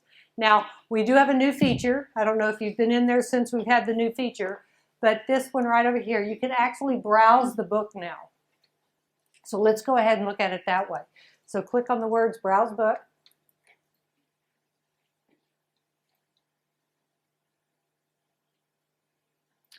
And now you can, through the arrows, just turn the pages and read the book from cover to cover if you want. We're looking at a single page. If you want to do it double page, right over here on the right-hand side, you'll see the one that looks like facing pages. You can open it to there, and you can have that. You can also, directly across here, you can zoom in. Somebody have to scan all this in? Yeah. Yep. Job security. Yeah. Really, because we keep publishing. So. Wow. So. Well, you would have electronic files of everything that was published. Yeah. Now this is scanned. This looks scanned. Especially if you go into the 2-page view. Yeah, and you can also then do percentage. And then if you want to make that full screen, you can. Yeah, it's actually, I think, probably a lot easier than it was when we first started doing this. And we've been digitizing old documents for a long time that are pretty neat. So we should be pretty good at it by now. Now then, to get out of this, you just hit full screen, you just hit back on those arrows. When you open it into the Browse Book, it automatically opens into the PDF version. But if you wanted to switch back to the text, you could switch over here. But before we do that, we're going to go over here and look at our article tools. So again, you have that citation tool, you have the print, email, and download. And they all work pretty much the same as the ones you've seen before. You do have that listen tool. And your settings are, Do you have to highlight the thing that you want it to listen to, or does it just start reading? it just starts reading. Okay. I'm sorry, one more question. Are there tools for kids to highlight or put sticky notes in any of these books for when they're doing close reading and stuff like that? Yeah, not yet, but I think there was a conversation going on about adding those features to some of these things. So I think that might be something you can start looking forward to. Okay. Because we just came back from a sales conference a couple of weeks ago, and it seems like there was a conversation going on that's in the works. Okay, so that's how you would browse the book. You just keep flipping the pages. And then I'm going to go ahead and go back. So also, besides browsing the book, you when you open up, it automatically goes to the table of contents. You also, right here, if it's a multi-volume book, you can switch from the different volumes on the right-hand side here. It's also opening up the different articles. All of these are hyperlinked to each of those articles. And we'll go into one in just a second. The other things you have available is you can learn about the publication, which tells you all about the publisher, address, things like that. So we'll go back to the table of contents, and if we go ahead and open up one of these articles,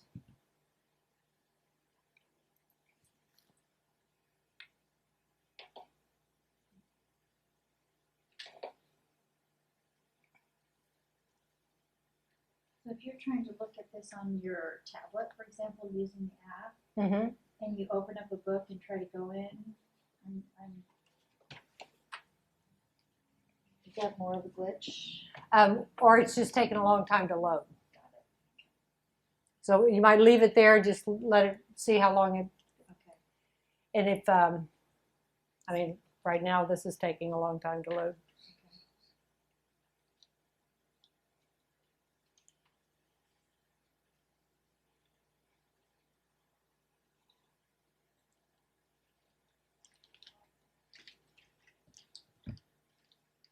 So we're opening up an article on this one. And I'm not sure why it's taking that long. Go back, try a different one.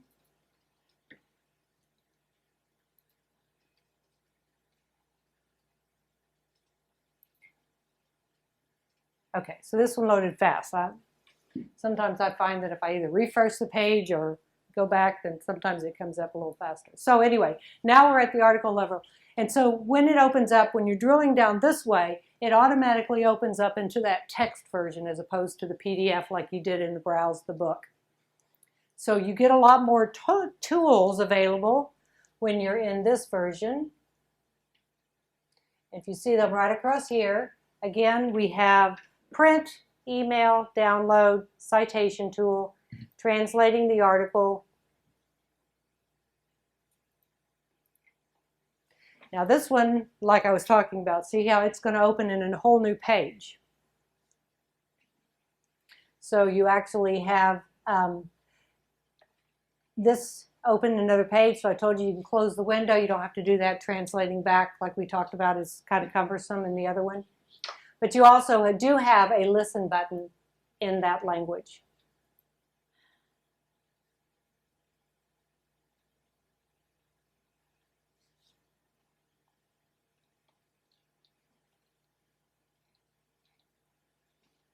And we'll let it get started. Okay, I'm sorry, No, go ahead, because we're waiting for this to load up anyway. I'm lost. So I went to, so I went to American Decades and I went to browse through this book. So I'm choosing a book from the 1950s, American Decades, and I wanted to look at fashion. So now, if I go here, I can get to the note. But how do I get to what any of these are? Like, how do I get to read those fabulous cars? Let's scroll down and see what we're looking at. The article is called.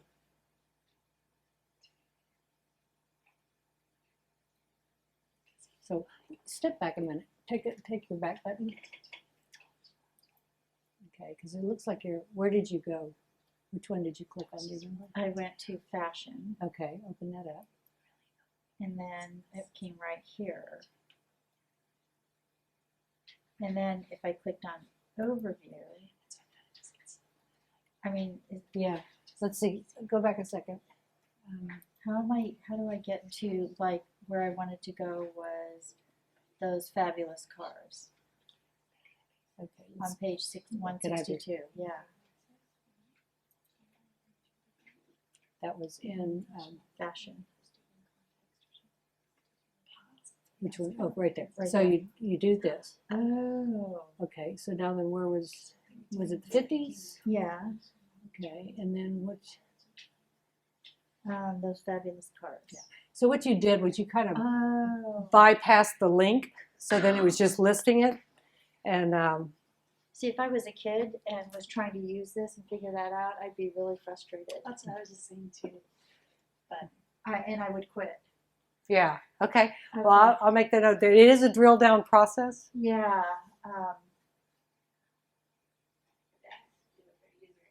The user It'd be a interface. whole reprogramming of it. Yeah. So it's too bad that it can't be just a hyperlink to that article as opposed to the arrow and drilling down.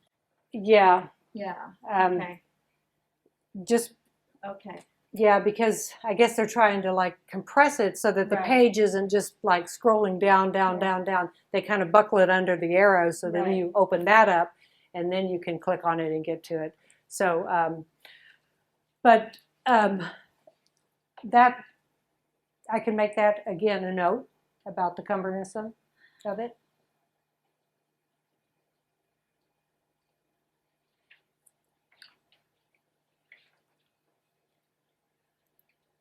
I guess it's not so much the cumbersomeness of it as it was not intuitive, that I had to click on those little tiny arrows as opposed to just clicking on the article and going and trying Trying to go down, yeah, because get in that way.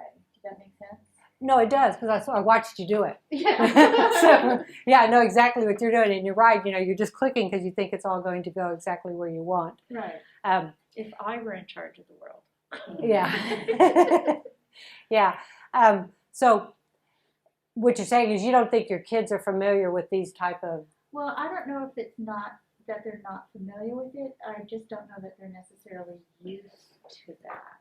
I don't know. Do you see kids, Tracy, when you're going out? Do you see kids using those drill down arrows on the side, out at the side, as opposed to just clicking? Have not been able to see the kids using that feature here. That when we're going in, we're working with the teachers Right. as opposed to the students. Okay. So let me ask you this: do you think your kids will even drill down in a book like that, or they just go up here and type in something? I mean, I don't know if you type in They won't cars drill. of the 1950s, are you going to get this same article? They won't drill down. they what? They don't usually Drill down. Yeah. They just They're want to lazy. type something in, and Yeah, they It's want basically to- at the high They are lazy. They're lazy. Yeah. I mean, in middle school, I'm they don't drill lazy. down even though you kind of tell them to do something like that. It's just a process that right. they'll Yeah, and that's fine because I mean that's the way they're going to do it. maybe a high school student might. So, okay. Search for 1950. So if we just Okay, search cars, So if you click on this book, They're confused on what. and then. okay, it's the you third scroll article down. Those fabulous cars. When you type in cars, it's the third one. Those fabulous cars. Oh, okay. So most of it looks like it is coming from the Decades series when you Okay. put cars in. So if you, And if that's the way they're going to do it, when I do these, though, I like you to know all the different ways that you can get to things. Yeah. Well, so can you show But you can get to it. since you guys are looking over there, I don't know what he's referring to. as real time. Oh, sure, yes, By clicking on it, pull absolutely. up and Okay. right. So she went into the American Decades, Mhm. and then she picked Is it fashion? the fashion one Right, yeah. right here, and she clicked on it just like that, and then clicked on the fabulous And then cars. I wanted to go to the fabulous cars, but I couldn't. But she because couldn't see it because she clicked It wouldn't go there. on this as opposed to opening that particular chapter. You see the difference? So then you have to hit a back button to go. Mm-hmm. And then open that.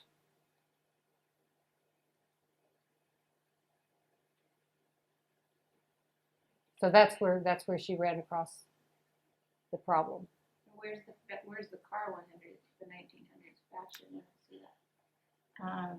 It's not. No, it is.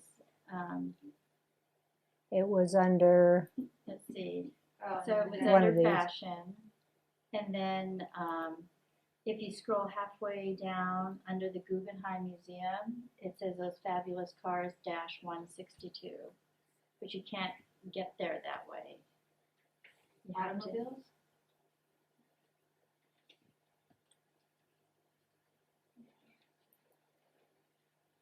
right here. The way I found it, or the way that. I was just trying to see where the missing or how I don't even see the option of that car one. Did you first pick the volume of the 50s? So I went here like this, Mm-hmm. and it came right here, and then here was. that's what I just said. Did you go to? Didn't you? Yeah, you picked the volume of the 50s, right? Right. Yeah, she changed the volume. I changed the volume right here, So then she went to fashion. and then I went to fashion, and then that's where the cars was, but there's no way to get there. There's no way to click it. I think so. And I didn't know that right here.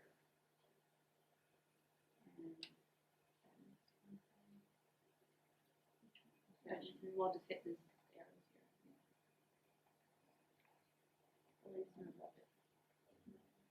Which one did you, there it is, then it goes to, see, if I was a kid, I wouldn't have thought, I would have done that. But if you think they're most of the time going to type something in anyway, Right. it turned out a lot Yeah, easier. they'll type in cars. They'll Yeah. type in cars, yeah. Yeah. They'll do that search for them. Okay. So You also have your bookmark here also, so you can bookmark searches or books. And then if we do get down to an article, here's where you'd save that article. Again, this is saving only while you're in the resource. Just like the in context, there's no login here, but it will save them right up here. And these, you can download these to MP3, or you can actually put them on your e-readers. If you have Kindle or something like that, you can download articles there also. Then you can look at the PDF version of that.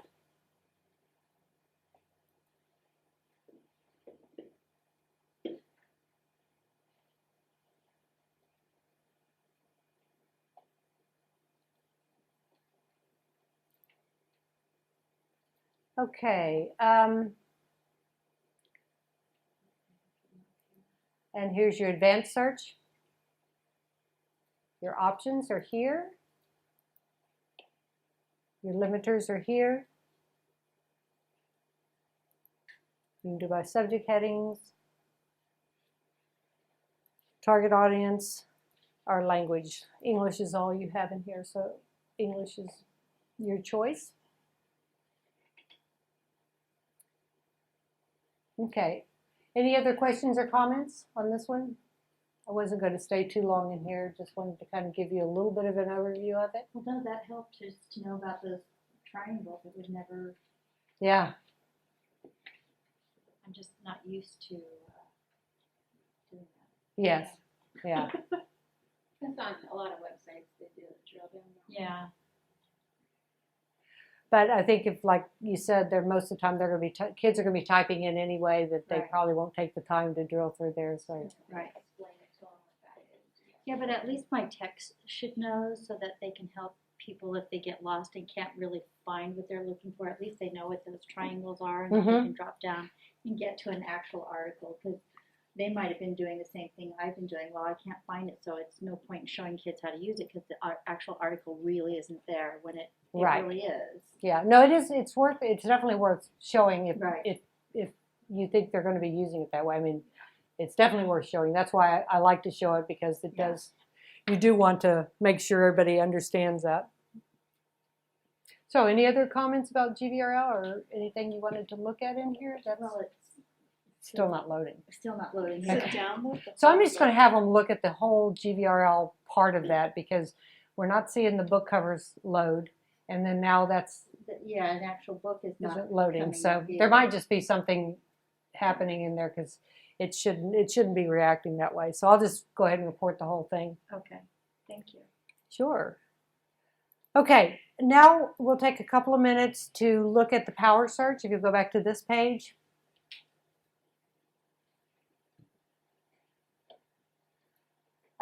You do want to make sure that you have at least some checked if you want to do searching, or you can have them check all of those.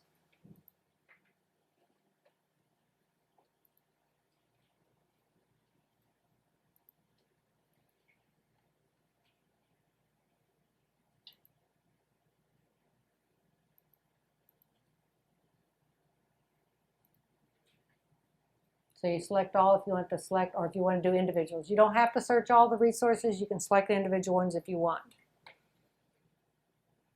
And you can either type something in here at the top, or if you just want to go to the InfoTrack interface, you can just click search and it'll take you there once you have them checked. But let's go ahead and search.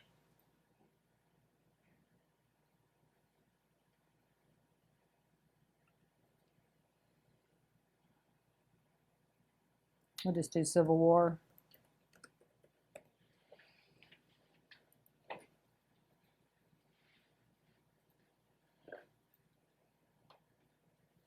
So we searched all of those resources in one fell swoop right here. So let's see if we can find, I'm going to open up, let me just open up the first article. No. Oh, yours is not, that's right, we wanted to change yours to full text. Yeah.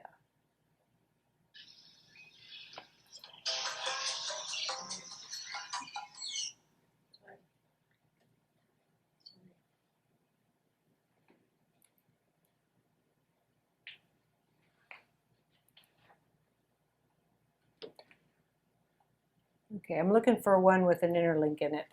I think global warming does. If we do global Yeah, warming. if you do the name Yeah, because it always depends on what you have in the in your GVRL. So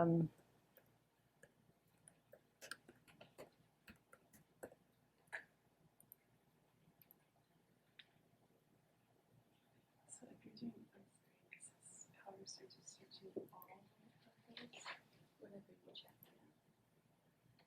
And if I click all, oh no, I know this one.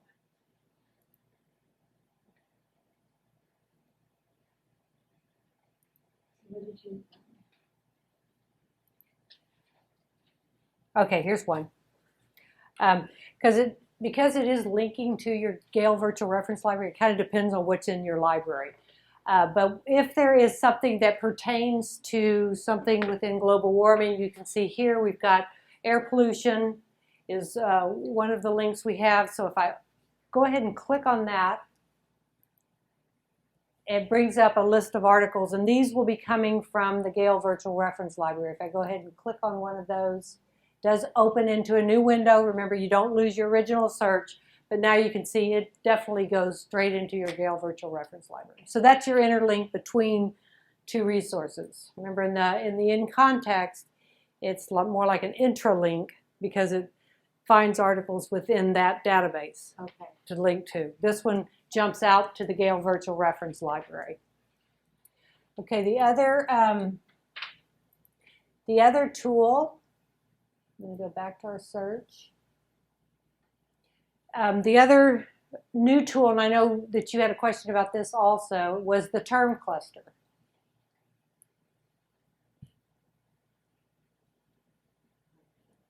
So the term cluster, what this is, and this is in some of our resources, but not all of them, the in context do not have the, was that you that had the question about the, who had the question? I was asking. Yeah. The term cluster is not in all of your resources. It's not in the in context, okay? And it's so really for you guys, that's where you're going to find it is in the Power Search. And it's not in context because They haven't put it in there yet. it's just a matter of time. Yeah, it's just, I yeah. think this is such a great tool. It is. It really is a great tool, and it's you know, relatively new. So it's they just take them, put them in certain ones. It's probably easy to put into all the info track first. In context has a little bit different interface platform. So hopefully that will get in there. But I will again suggest that as them. So for those of you that are just looking at this, what we've done, we did our global warming search. So this is a research tool that kind of helps you make connections that you maybe wouldn't make ordinarily because you'd have a whole bunch of articles to look at. And so this inner circle right here really relates directly to your search of global warming. Okay? Then there's an outer circle, and you'll notice it's cut almost in little pie shapes. So these terms here are relating to the inner circle of carbon dioxide, which then relates to the global warming. And then when you click, it narrows your search. Right. So there's a couple of things. The colors mean something. The hotter the color, the more popular the term is. So the red they're more popular. When you start getting into the greens and blues, then they're cooler colors, so they're not as popular. But the pink arrows actually open up more terms. So there's no way you can see those, but you notice if you hover over them, it does give you the term in the center. Now then, all of these articles, linked articles over here, relate directly to global warming. If we click on carbon dioxide, notice it changes. Now you've got the articles on carbon dioxide. And if we go over here, we can click on one of those and we'll get the articles for potential. And you'll notice that it's still relating back to global warming, which was our original search. So this is a great way to sort of really organize all these articles that are related in some way and really help you make those connections where you might not have made those before. Well, yeah, and even if kids are looking for keywords. Keywords, subject, yes, You know, to this look is a for, great- absolutely. Yeah. And then they could click on that keyword and actually get some articles that are going to be Right. relevant to their original search. I think this in and of itself is like a great training tool for kids to figure out just how everything is interlinked and how they can find more Mhm. information, what they want. Yes. So so it goes counterclockwise in Yes. terms of the hottest, Mhm. coolest.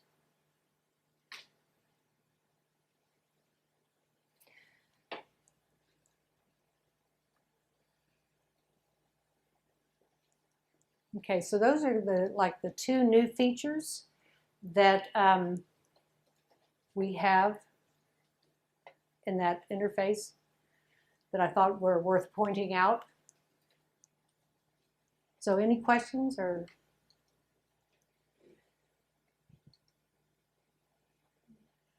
Okay.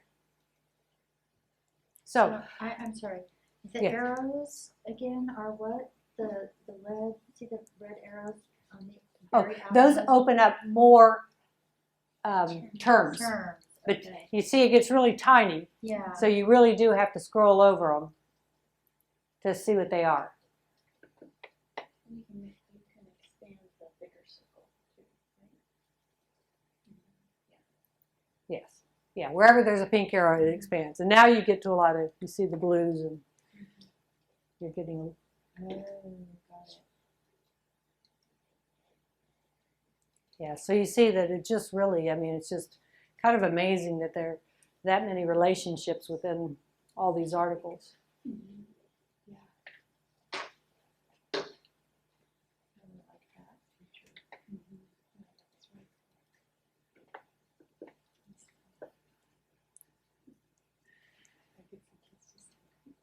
right. They're spending their whole time doing that.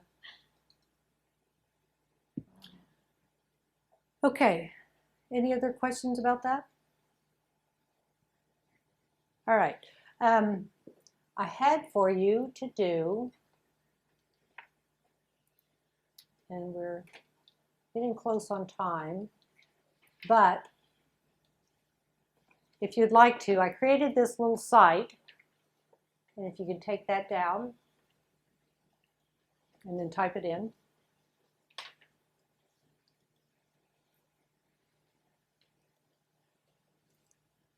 And this would actually be something you could do with students, or you could do with your teachers if you just want them to start getting used to using the resources.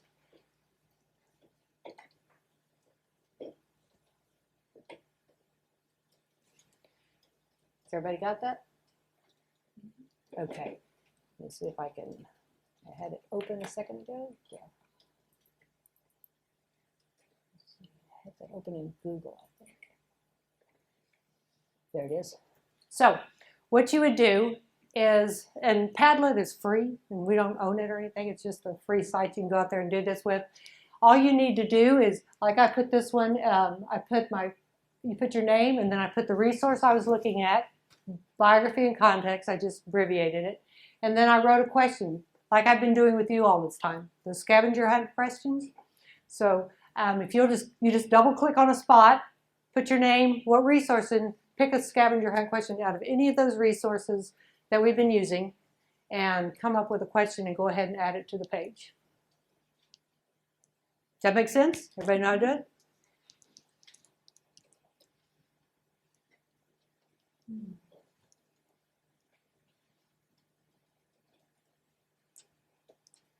And then you can actually, once you get this done, you can actually then go through it. You can even create it beforehand and then just pull this up and have your students go through and look at them. You could make it all one resource if you wanted, have them go through and find the answers. Then they could, you know, put their answers in, something like that. There's a bunch of different ways you could do this.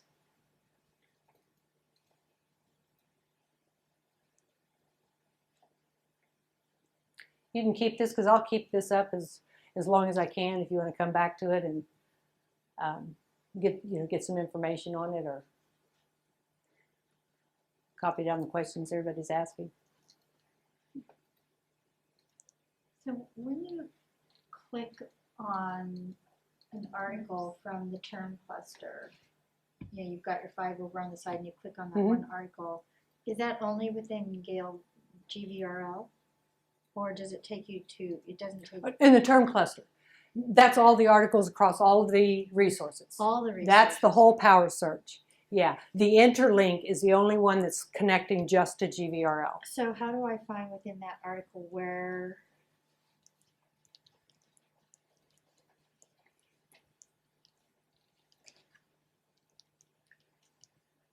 So when you, Oh, it's in student edition. Mhm. But there's no place up here that tells me, oh, there it is. yes, it's okay. Yeah. Just so you know, at the bottom of every one of our articles, you always have the MLA citation at the bottom, even without the citation tool. It's only the MLA. So, okay, so we've got one question. What does the CERN study demonstrate about the Earth's temperatures? It was Tracy? Okay, great question. And she was looking in opposing viewpoints. And then Sharon has, what do coral reefs need to edit?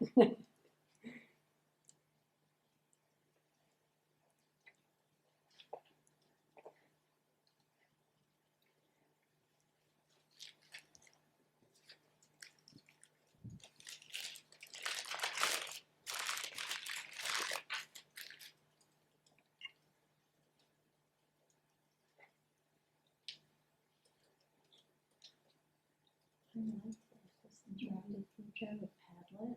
So Padlet is free? Mm-hmm. Yeah. You just set them up, and I've made several of them. I don't know if I'm going to hit a limit because I do these with school districts a lot, but so far I haven't. So I'll This is just a nice resource where you could have kids interacting. Exactly. And I think the kids would like this. Padlet, Poplet, all those ones. yeah. There's But this one's real easy to use. It's like creating a wall for them to write on. You It can make is. all different backgrounds. Yeah, you can change. And I always upload the district picture. Yeah, and you can add pictures to these if you want. When you put in that, you can also download links, things like that. So you can use it a lot for. I think it's one of our ed tech talks that we were having. It's one of your what? Ed tech talks that we have. Oh, do you? Okay, so you've used this before. Yeah. Okay. Good. I think it's kind of fun. Where did you find the EasyBib app within the, that drop down app, little app bar? Are you in the portal, you mean, or are you talking about? On Google Docs, and then you go to the apps. There's an extension that might show you. You mean You from go to, within Gale, right? You mean Okay. from within Gale, or do you mean from within? Like, it does work within Gale to our Google Drive. We do test it. is there a way to get it here? Yes, you can. How do you find it? If you click on, is that what you click on? Yeah. But you Okay, can use the store if you do. We're going to, But this is where I'm Um, thinking you could. like I said, I'm going to leave this up. So if you keep that link, you can come back here and look and play around if you want. Add some questions or whatever. But definitely look into getting one of those if you want to use it. But I'm going to go ahead and go back to my PowerPoint. Well, I'm just going to go to this site. It's called support.gale.com.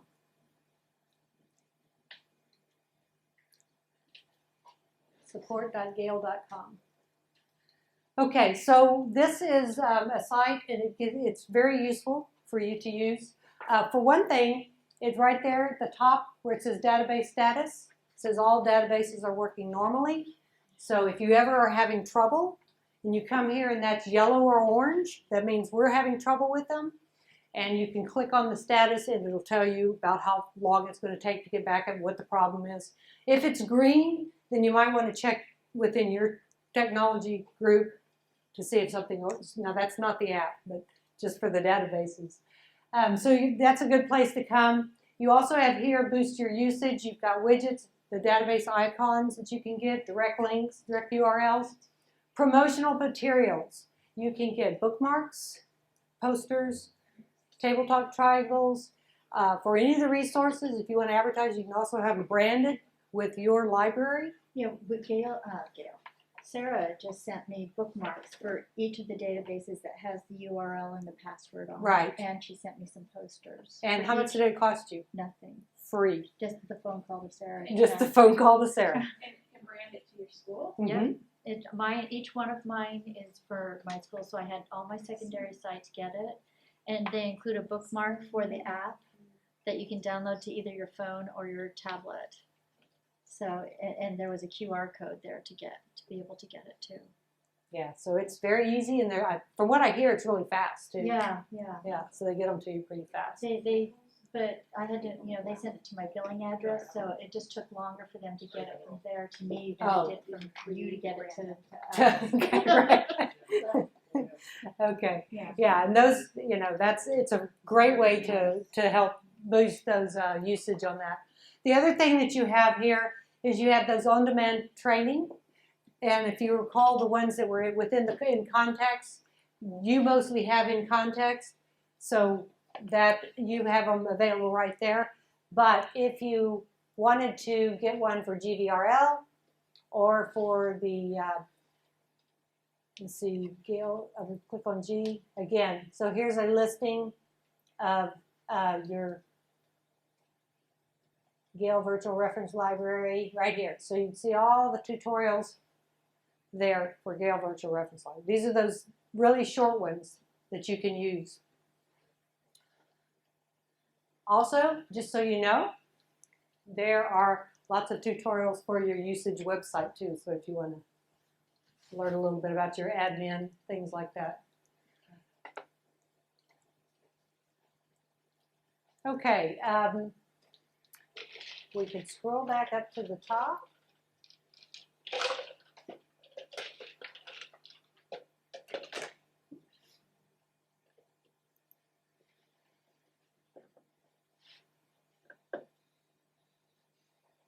And if you'll click down here at the very bottom where it says Training Feedback Survey, and if you'll quickly fill out the survey, I'd appreciate it. Make sure our trainings are relevant and are giving you what you need. It's at the very bottom on the right-hand side where the little... Oh, I'm still on the support page, sorry.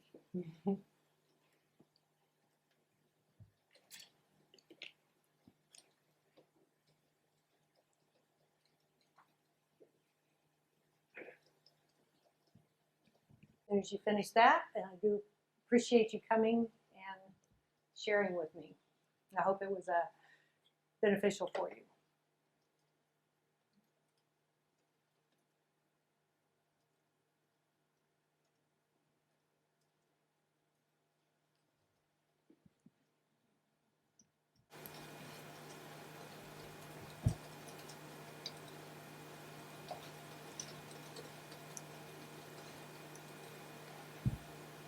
There's my email address with my name in case you need my name for the survey.